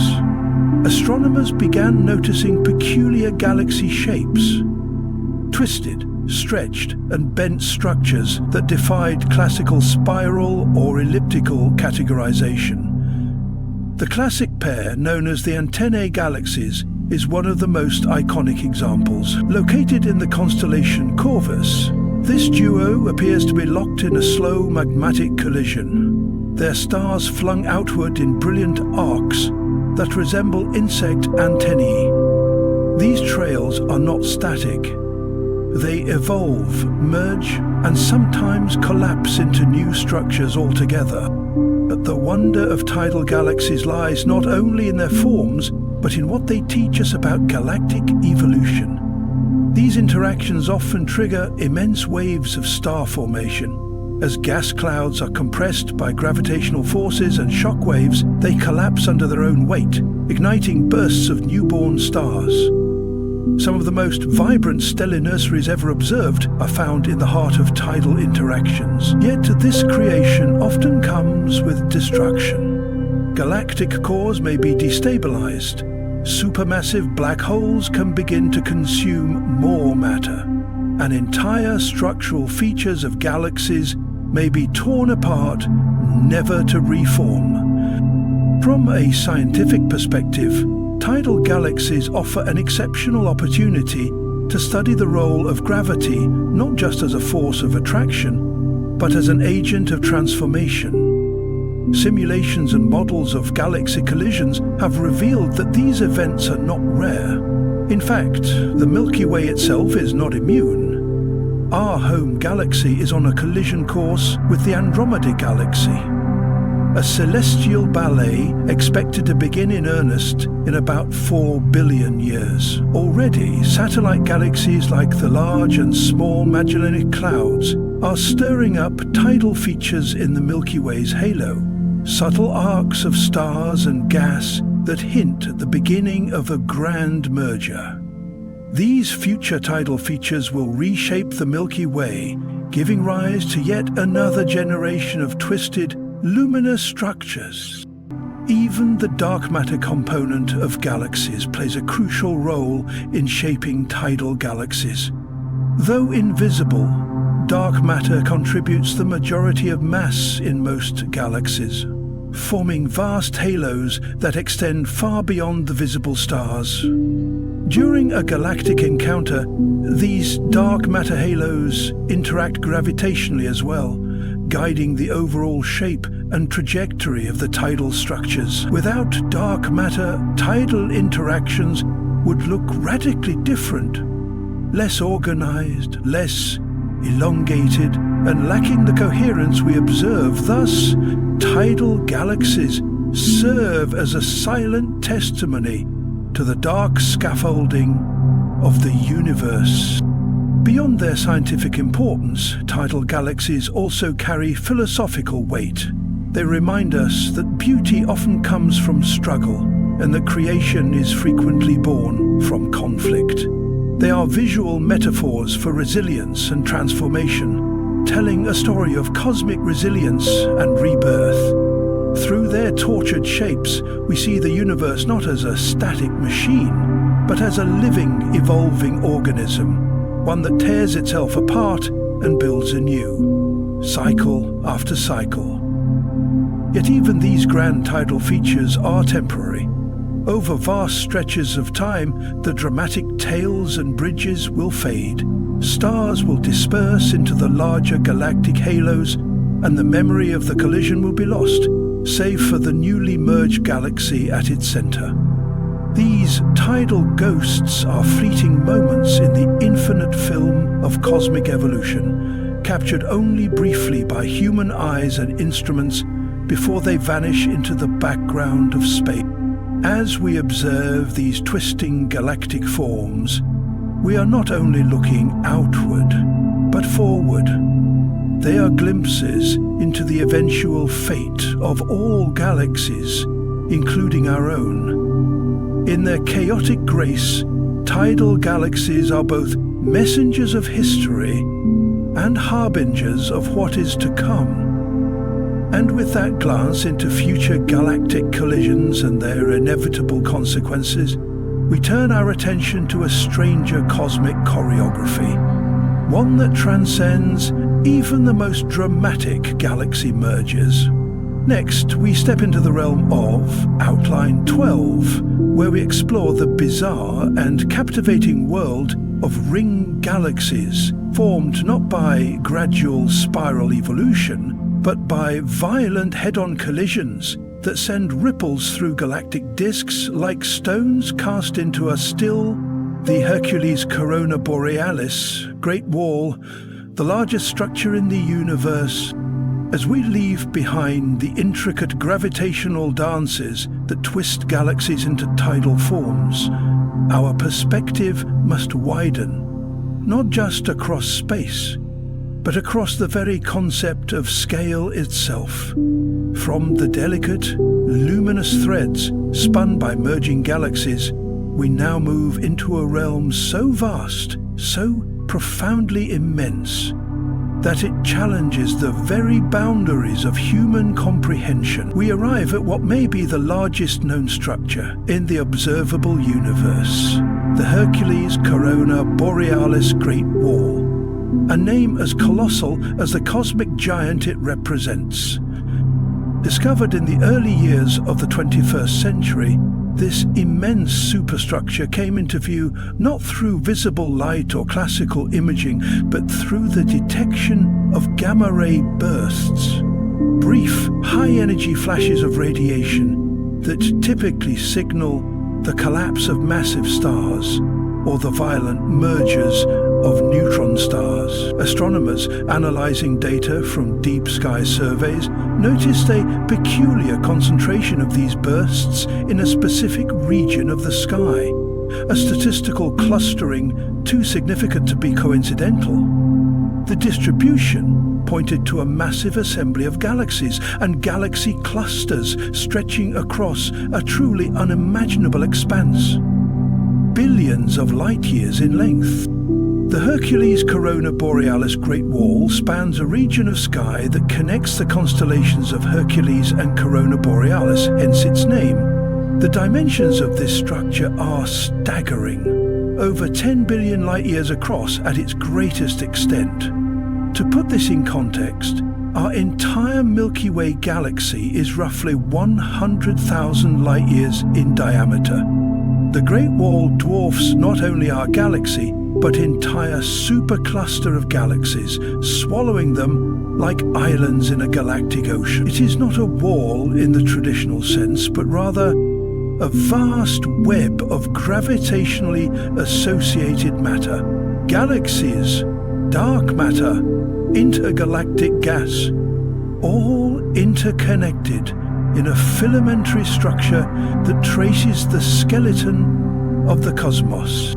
This raises a profound problem. According to the cosmological principle, the foundational idea in modern astrophysics that the universe is homogeneous and isotropic at sufficiently large scales, structures larger than about 1 billion light-years should not exist. The Hercules Corona Borealis Great Wall breaks that rule. It defies the expected limits of cosmic structure formation, posing a direct challenge to prevailing models of the early universe and the evolution of large-scale structure. If such a massive complex exists, how did it form within the age of the universe, and what unknown mechanisms might have guided its growth? Some scientists suggest that the wall could be a projection effect, or perhaps several smaller structures merely aligned along our line of sight. But deeper studies, cross-examined across wavelengths and time, continue to strengthen the case for its authenticity. If confirmed, the Hercules Corona Borealis Great Wall forces us to reimagine how matter organizes itself on the grandest scales. It may imply that the early universe had greater density fluctuations than our current models account for, or that gravitational clustering is more efficient across cosmic timescales than previously thought. This structure is part of a broader cosmic web, a vast interconnected lattice of filaments, voids, and nodes that define the very texture of the universe. Galaxies are not sprinkled evenly across space. Instead, they are found in thread-like formations, with vast empty regions in between. These threads converge in knots, known as galaxy clusters, and the clusters themselves connect into larger assemblies called superclusters. The Great Wall may be the most extreme example of this arrangement, a kind of cosmic superhighway. where gravity has drawn together matter over distances that stagger the imagination. But the Great Wall is not just about scale. It also forces us to confront questions about the nature of the universe itself. If our cosmological assumptions are incorrect, what else might we be missing? Could there be even larger structures beyond our observational horizon? Or is the universe not as uniform as we once believed? The possibility that the cosmos harbors such immense, coherent formations adds fuel to discussions about anisotropies in the cosmic microwave background, alternative models of inflation, and even multiverse theories. Moreover, the Hercules Corona Borealis Great Wall reveals the extraordinary power of invisible forces in shaping the visible universe. Dark matter, unseen but gravitationally dominant, likely forms the backbone of this superstructure. Though we cannot see it directly, its influence is everywhere, guiding the motion of galaxies and sculpting the very architecture of space. In this way, the Great Wall becomes not only a structure of light and matter, but also a monument to the unseen, a cosmic fingerprint left by forces we still struggle to define. Even our ability to detect such a structure is a triumph of human ingenuity. The technology required to observe gamma-ray bursts across billions of light years, to map their distribution, and to infer the existence of such a structure is itself the result of generations of scientific progress.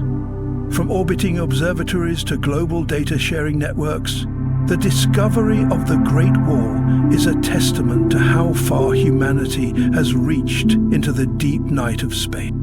And yet, as vast as it is, the Hercules Corona Borealis Great Wall may not be the final frontier of cosmic structure. As our instruments improve and our theories evolve, we may discover other megastructures, richer webs, longer filaments, deeper voids, stretching across space like neural pathways in a cosmic mind.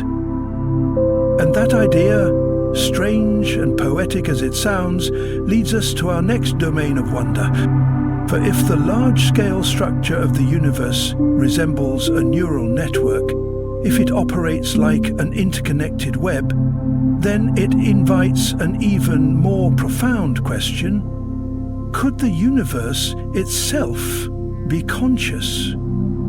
Or does it possess some deeper logic that echoes the patterns of thought, memory, and awareness? As we journey forward into Outline 13, we shall confront the enigmatic frontier of cosmic consciousness, where physics meets philosophy, and where science begins to question the nature of perception, sentience, and the very architecture of reality itself.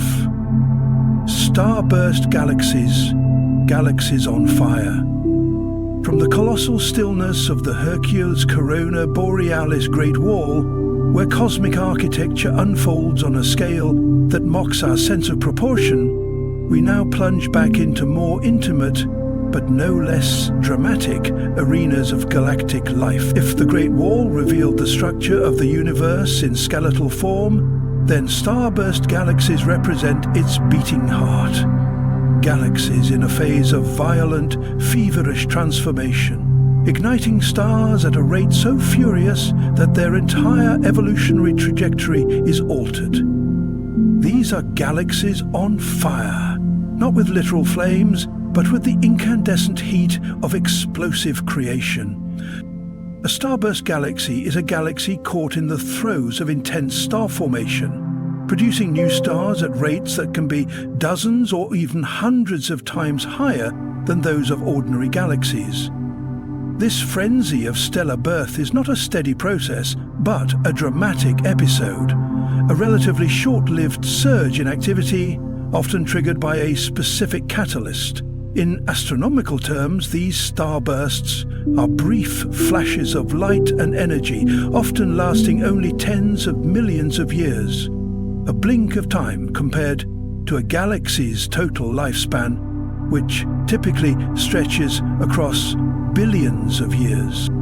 The triggers for starburst phases are as varied as they are violent. Galactic collisions, tidal interactions, and even internal gravitational instabilities can funnel vast quantities of cold gas into the central regions of a galaxy, collapsing it under its own weight. When this gas compresses rapidly, it creates the perfect conditions for star formation on a massive scale. Shock waves from previous supernovae, spiral density waves, or the gravitational tug of a passing satellite galaxy can all act as catalysts. The result is a firestorm of stellar birth, an astronomical version of a population explosion, where thousands of stars are born every year in tightly packed regions. One of the most studied starburst galaxies is Messier 82, also known as the Cigar Galaxy. Located in the constellation Ursa Major, it has become a cosmic laboratory for understanding the mechanics of starbursts. At its core, Messier 82 churns out stars at such an accelerated pace that its central regions glow with radiation, wind, and heat. Observations have revealed superwinds, enormous outflows of gas, driven by the combined energy of young stars, stellar winds, and supernovae blasting material out into intergalactic space.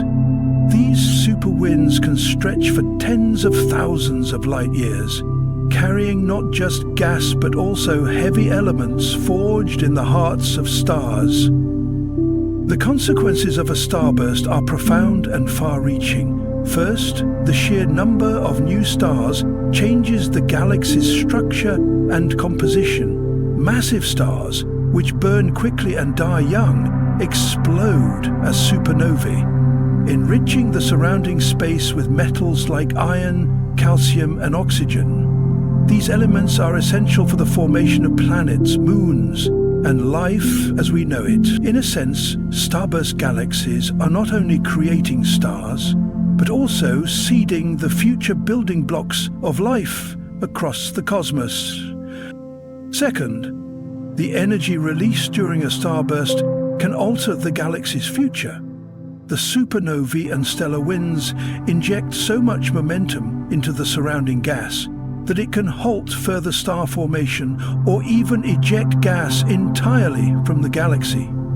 This process, known as feedback, creates a self-regulating mechanism.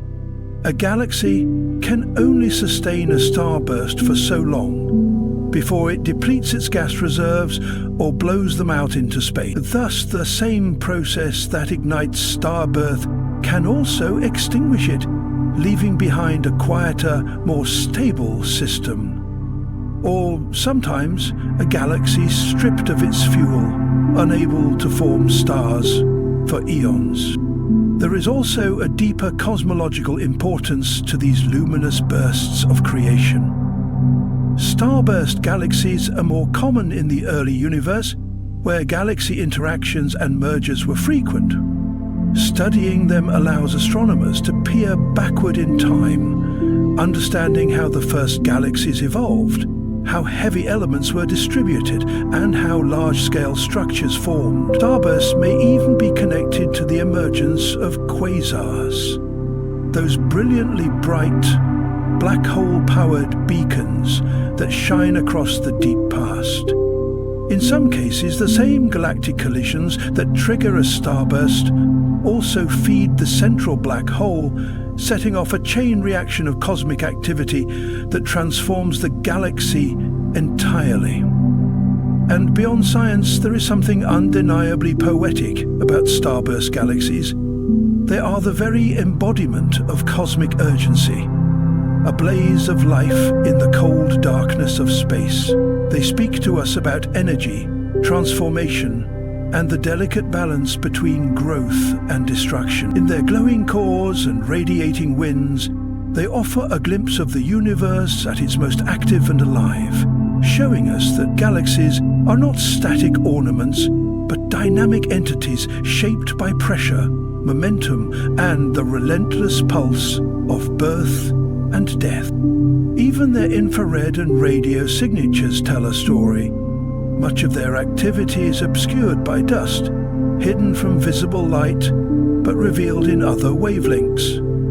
This makes starburst galaxies prime targets for observatories like the James Webb Space Telescope, which can peer into these dust-shrouded regions to reveal the tangled dance of stars being born amid clouds of gas. In doing so, we not only witness the inner workings of starburst galaxies, but also refine our understanding of stellar life cycles, galactic evolution, and the chemical heritage of the universe itself. And as we leave behind these luminous furnaces of creation, we are once again drawn toward mystery, toward that other side of galactic behavior that does not involve bursts of activity, but rather silence, decay, and disappearance. The universe, in all its grandeur, is not only a place of expansion and birth, it is also home to fading light, to celestial phenomena that whisper of ends rather than beginnings. And so, as we transition forward, we enter the domain of Outline 14, where we will explore the enigmatic nature of dark galaxies, galaxies without stars, invisible to ordinary observation, yet teeming with dark matter and hidden potential, veiled in the silence of the cosmic void, intergalactic stars, the loneliest wanderers in the cosmos. As we depart the heart of starburst galaxies, those luminous engines of creation, we are drawn toward a far more solitary and silent region of the universe. It is a realm not defined by frenetic birth or gravitational clashes, but by isolation, motion, and mystery. Here, between the vast gulfs that separate galaxies, travel stars that belong to no stellar city, no spiral arm, no galactic nucleus, these are the intergalactic stars, often called rogue stars, celestial exiles drifting through the dark vacuum between galaxies, untethered and alone. To understand the profound nature of these wandering stars, we must first grasp the environment they inhabit. The space between galaxies, known as the intergalactic medium, is vast and almost unimaginably empty. In these regions, the density of matter is so low that even light takes millions of years to travel between recognizable landmarks. Yet, scattered across this cosmic void are stars that shine, burn, and age like their galactic cousins. But with one critical difference, they do so in isolation. The existence of intergalactic stars was first proposed as a theoretical consequence of galactic interactions. When two galaxies collide or pass closely by one another, the powerful gravitational forces involved can fling stars out of their home systems. These ejected stars are accelerated to such high velocities that they escaped the gravitational pull of both galaxies, hurtling outward into the intergalactic abyss. This process is not random chaos. It is governed by the elegant laws of orbital mechanics and the conservation of momentum. The most common mechanism involves gravitational slingshots, where stars near the core of a merging system are caught in the complex ballet of colliding tidal forces and flung outward with enough energy to break free from their galaxy's embrace. Observational confirmation came slowly, due in large part to the difficulty of detecting stars in deep space without the background glow of a galaxy. But with the advancement of deep field telescopes and instruments sensitive to faint light sources, astronomers began to identify luminous points floating between galaxies in clusters like Virgo and Coma. These stars, many of them red giants and supergiants, were too far from any galaxy to be bound to one, and their spatial distribution made clear that they were not mere statistical outliers. Instead, they represented a population of stars that had been torn from their homes and scattered across the intergalactic medium. The implications of these stars extend far beyond their unusual positions. Intergalactic stars act as tracers, natural probes that help map the gravitational and structural dynamics of galaxy clusters. Their distribution can reveal the history of past mergers, the mass distribution of dark matter halos, and the violent processes that have shaped the architecture of the universe. They are, in a sense, the fossils of cosmic violence, silent witnesses to events that unfolded over billions of years. Moreover, these stars challenge our understanding of stellar evolution in isolated environments. Most stars live within galaxies, where interstellar gas, magnetic fields, and stellar neighbors influence their formation, movement, and eventual death. But intergalactic stars exist largely without these interactions.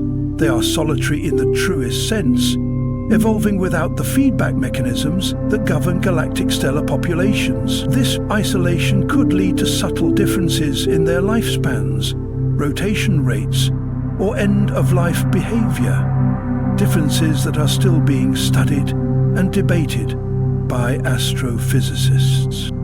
Some of these rogue stars are hypervelocity stars, traveling at speeds so extreme that they were likely ejected not just by merging galaxies, but by interactions with supermassive black holes. When a binary star system strays too close to such a black hole, tidal forces can rip it apart, flinging one star into intergalactic space while the other is devoured. These events produce some of the fastest objects in the universe and demonstrate the raw, destructive power of galactic core. Even more intriguing is the possibility that some intergalactic stars carry with them planetary systems, entire solar systems cast adrift in the cold dark.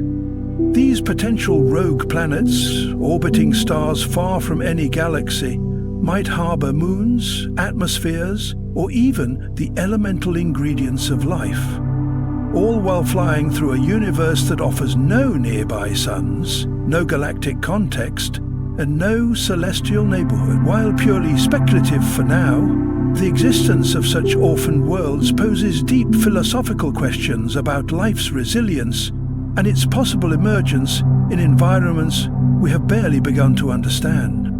Intergalactic stars also hint at the broader fate of galaxies and cosmic evolution. As galaxies merge and evolve, as stars are ejected and redistributed, the boundaries between what we call a galaxy and what lies outside it become blurred. Over cosmic timescales, stars leaking from galactic halos could form vast intergalactic stellar bridges, or clouds, challenging our definitions of structure and membership in the universe. The line between galaxy and intergalactic space is more porous than once believed. These lonely travelers, though few compared to the vast populations housed within galaxies, carry with them the stories of upheaval, acceleration, and exile. They shine against a backdrop of emptiness, reminding us that even in the most desolate reaches of space, stars still burn, life still pulses, and history continues to unfold. They offer us a unique lens, one not centered on belonging, but on freedom, motion, and the far-flung consequences of cosmic evolution. And just as these solitary stars illuminate the darkness between galaxies, they guide us toward another elusive phenomenon that inhabits the threshold of the observable and the theoretical.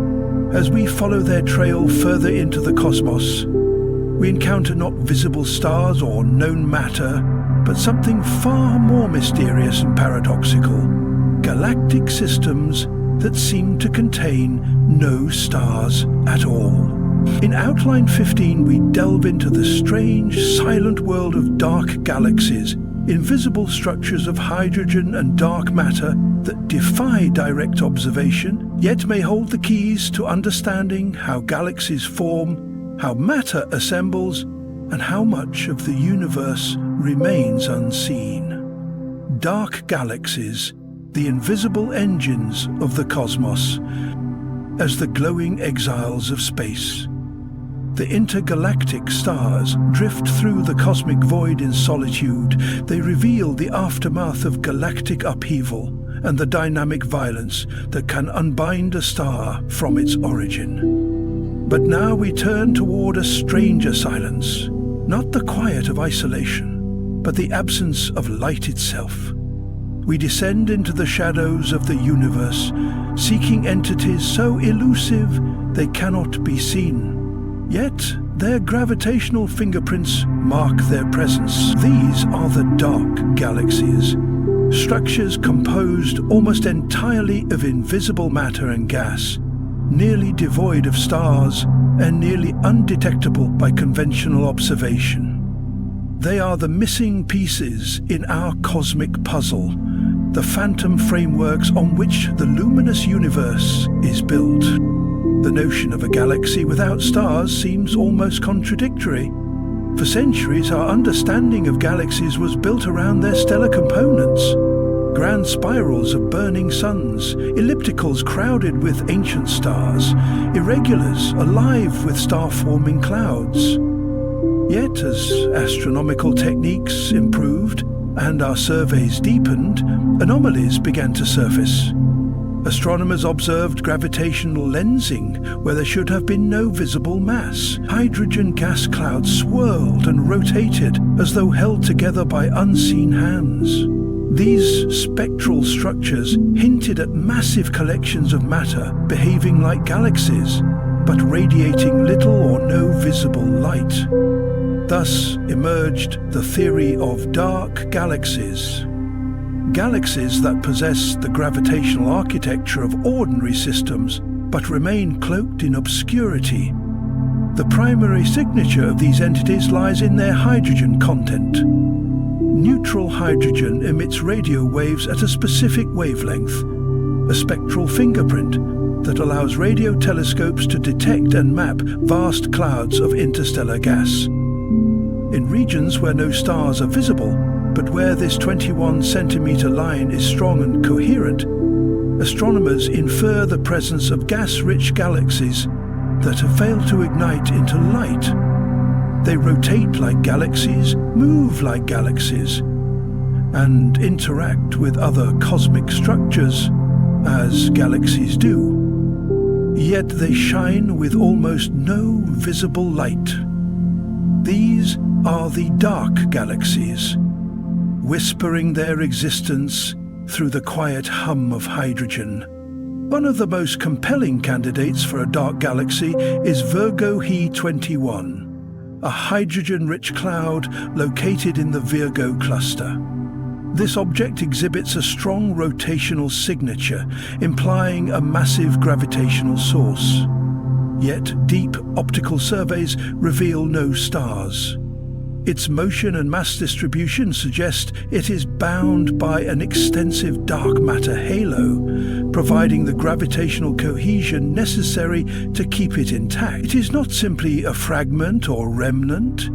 It behaves like a galaxy, just one in which star formation has been suppressed or never initiated.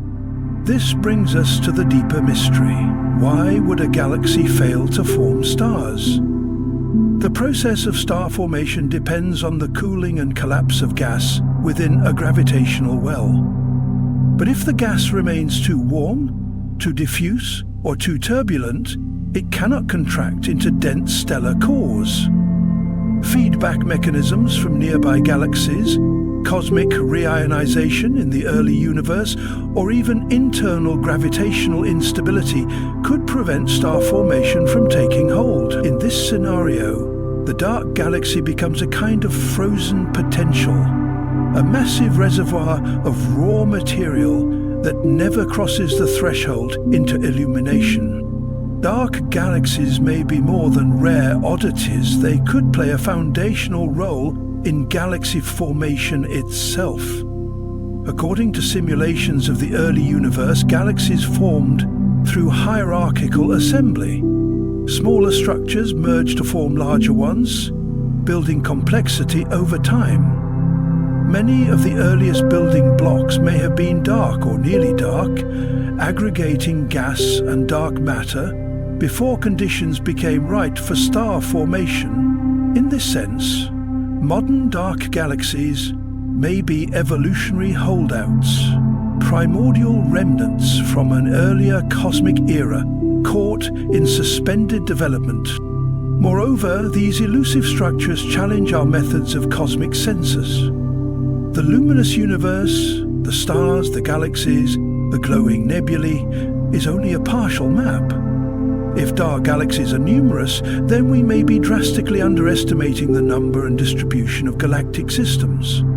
Their presence may explain discrepancies in mass calculations for galaxy clusters, or the mismatch between observed and predicted satellite galaxies in galactic halos. The so-called missing satellites problem. The lack of visible small galaxies around the Milky Way compared to what models predict could be partly resolved by accounting for non-luminous satellites that lurk just beyond the reach of our optical instruments.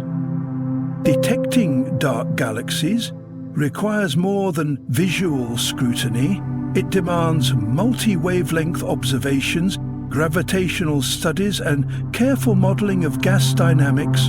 Instruments like the Arecibo Observatory, before its collapse, and current arrays such as ALMA and the upcoming Square Kilometre Array are critical to mapping these spectral shadows. As technology advances, we edge closer to illuminating what has long remained in the dark. There is a poetic irony to these entities. In a universe defined by light, it is the dark that often holds the most mass, the most influence. Dark matter itself, which constitutes the majority of galactic mass, is invisible. And now, with dark galaxies, we face the reality that entire systems of stars may be ghostly in nature, not in the process of fading, but never having truly ignited. These silent structures, unlit but gravitationally active, are reminders that the cosmos is not limited to what we see. They demand humility in our exploration, a recognition that our senses and tools, powerful as they are, reveal only a narrow slice of reality. The fabric of the universe is woven with both presence and absence, and the dance between the seen and the unseen may be the key to understanding it all. And as we leave these hidden galactic phantoms behind, we are led to yet another cosmic mystery, one where light, rather than being absent, is bent, magnified, and sometimes multiplied. In Outline 16, we step into the extraordinary phenomenon of gravitational lensing, where massive objects warp the very shape of space itself, turning galaxies into cosmic lenses and revealing the deepest secrets of the universe through the curvature of light, galaxy clusters, and the cosmic web, the architecture of the universe. Emerging from the veiled domain of dark galaxies, those elusive, lightless scaffolds of cosmic evolution, we are now drawn outward into the grand design that holds the entire universe together, where dark galaxies represent the hidden microstructures of the cosmos, galaxy clusters and the cosmic web define its overarching form. This is the vast and dynamic framework upon which all matter, light and movement are suspended. It is a structure that does not merely house galaxies, it organizes them, sculpts their motion, and dictates the paths of energy and time itself. Galaxy clusters are the largest gravitationally bound systems in the universe. They are not mere groupings of a few galaxies drifting near one another, but enormous congregations. often comprising hundreds or even thousands of galaxies, locked in orbit around a common center of mass. Bound by gravity, these clusters are enveloped in colossal halos of dark matter, threaded with streams of hot ionized gas and permeated by magnetic fields and relic radiation. They are not tranquil places. Within them, galaxies crash, merge, and strip one another of gas. These clusters are battlegrounds of evolution, where the past and future of galaxies are written in gravitational dynamics. Each galaxy within a cluster is like a single spark in a roaring bonfire. Some glide quietly through the intracluster medium, while others interact violently, distorted by tides and ram pressure, triggering bursts of star formation or extinguishing it entirely. The environment of a cluster can radically reshape a galaxy's fate. It can strip away the cold gas needed for star formation, turning spirals into ellipticals and quenching galactic youth in favor of ancient starlight. The physics at play within clusters is governed not just by gravity, but by the interplay of radiation, shockwaves, plasma turbulence, and dark matter flows. These vast regions are the laboratories of cosmic behavior. Yet even these massive clusters are not isolated. They are connected to one another through a deeper, more intricate structure, the cosmic web. This is the true shape of the universe, invisible to the naked eye, yet revealed through careful observation of galaxy distribution, gravitational lensing, and the behavior of intergalactic gas. The cosmic web is a filamentary network, a vast mesh composed of matter and energy stretching across billions of light years. Along its strands lie galaxies and clusters, while the spaces between, the voids, are eerily empty, almost devoid of galaxies altogether. This web-like structure emerged from the early fluctuations in the density of matter just after the Big Bang. As the universe expanded and cooled, gravity began to amplify these initial imperfections. Dense regions drew in more matter, growing into the filaments we see today. Simulations of cosmic evolution show this process with breathtaking clarity. We looked from a nearly uniform cloud of hydrogen and helium, the universe self-organized into a textured lattice, a universal framework of filaments and nodes where matter congregates and galaxies ignite. The intersections of these filaments are where galaxy clusters reside, often forming superclusters, mighty agglomerations of matter stretching hundreds of millions of light years across. One of the most massive such structures known is the Lagrange supercluster, the home region of our own Milky Way. This immense gravitational basin spans over 500 million light-years and contains more than 100,000 galaxies, all flowing toward a common gravitational center. Lagrange is not a separate entity from the cosmic web. It is a node within it, a swelling along a cosmic artery, part of a vast cosmic river flowing through intergalactic space. The cosmic web also provides crucial insight into the nature of dark matter and dark energy. Since most of the universe's matter is invisible, we detect it not by light, but by its influence. The shape and density of the web, the motion of galaxies along its threads, and the warping objects have charted the positions and motions of millions of galaxies, revealing not a random distribution but a finely structured tapestry. The universe is not chaotic, it is exquisitely ordered at scales that dwarf comprehension. Beyond its scientific significance, the cosmic web evokes a profound philosophical perspective. Its resemblance to neural networks has led some thinkers to draw analogies between the structure of the cosmos and the structure of the mind. While this comparison is speculative and metaphorical, it forces us to ask, is the universe a machine, a living system, or something beyond all categories we understand? The web, with its connections, flows, and branching logic, appears not as a random scattering of matter, but as a deliberate unfolding, an expression of laws deeper than we yet know. And so, from the dark, starless realms of invisible galaxies to the glowing strands of the cosmic web, we come to see the universe as a layered creation, each level of structure building upon the last.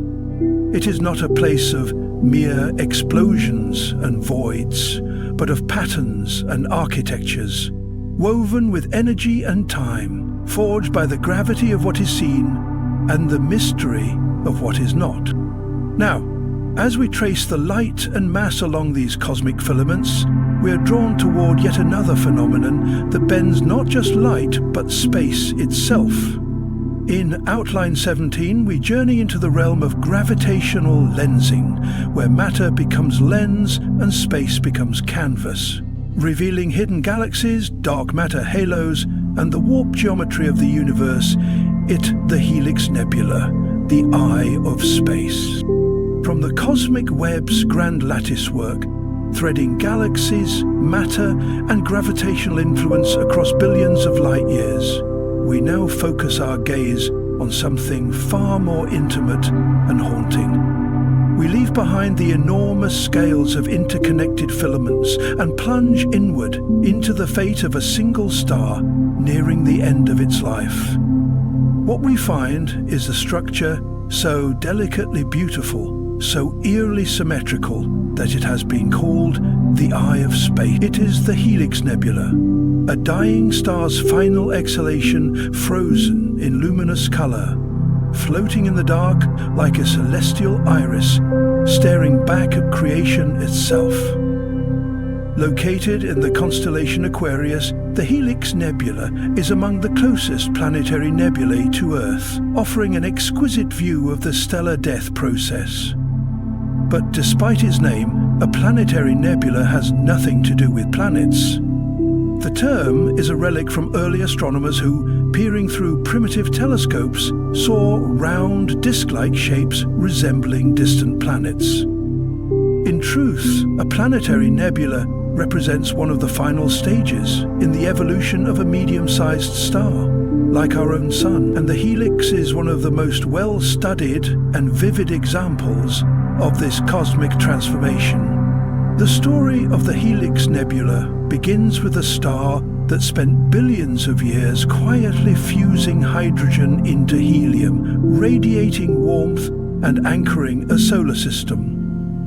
Over time, as the hydrogen in its core was exhausted, the star grew unstable. Its outer layers expanded, becoming a red giant, and eventually gravity could no longer hold the envelope of gases against the pressure of radiation and stellar winds. The star shed these layers into space, forming expanding shells of gas and dust.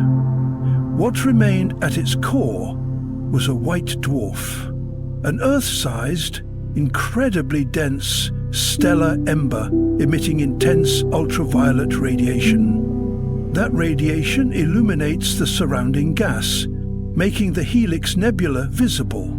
The result is a glowing, multicolored structure shaped by fluid dynamics, magnetic fields, and centuries of stellar winds. The central region glows blue from ionized oxygen, while the outer edges burn red and orange from hydrogen and nitrogen. At the center of this stunning display, the white dwarf glimmers faintly, like the pupil of a ghostly eye. One of the most intriguing aspects of the Helix Nebula is its complex internal structure. What appears to be a simple ring is, in fact, a multi-layered cylinder, an illusion created by viewing a three-dimensional object from a single angle. Advanced imaging has revealed filamentary strands, comet-like knots, and radial spikes of material, all moving outward into interstellar space. These cometary knots, each larger than our solar system, are dense clumps of gas with long, trailing tails pointing away from the central white dwarf, shaped by photoionization and pressure gradients. Their existence was once unexpected and now remains a subject of deep astrophysical interest, as they may influence the final dispersal of the nebula. The helix is not just a pretty sight. It is a stellar autopsy, a snapshot of what will eventually happen to the Sun. Billions of years from now, our star will swell, shed its layers, and become a white dwarf surrounded by a planetary nebula. The Earth will likely be consumed or left as a dead, frozen relic drifting through space. The helix, then, offers not only beauty but foresight. It is a window into both our origin and our destiny. The carbon, oxygen, and heavier elements scattered by the death of stars, like the one that formed the helix, are the very materials from which planets, oceans, and organic life arise. In its death, the star becomes a seedbed for new creation. Observations of the helix across different wavelengths, from visible light to infrared and X-ray, have revealed more than just glowing gas. They show shock fronts, interactions with the surrounding interstellar medium, and the cooling paths of matter as it disperses into the galaxy. This nebula is not an isolated event, but part of a continuous cycle in which stars are born, live, die, and return their elements to the universe, enriching future generations of stars and planets. There is something deeply human in the Helix Nebula's gaze. Across cultures and civilizations, eyes have symbolized awareness, vigilance, and the soul. To look upon the helix is to feel observed by the cosmos itself, as if the universe, through its processes of creation and dissolution, bears witness to its own unfolding. Its symmetry speaks to order within decay, structure within entropy, and its silent light, traveling across hundreds of years to reach us, reminds us that we are part of this grand stellar continuum, that the atoms in our blood once burned in stars and will one day return to them. The helix is more than a structure. It is a metaphor made real by astrophysics. In it, we see the convergence of beauty and finality, science and symbolism. It teaches that the end is not an end at all, but a transformation, a dispersal of being into wider fields of possibility. And as we drift from the eye of space, we are once again invited to look further, not just with our instruments, but with our imaginations. From the disintegration of a single star, we now move to the bending of space itself. In Outline 18, we explore the astonishing realm of gravitational lensing, where gravity becomes not just a force, but a lens that reshapes light and behind the veil of distance and time.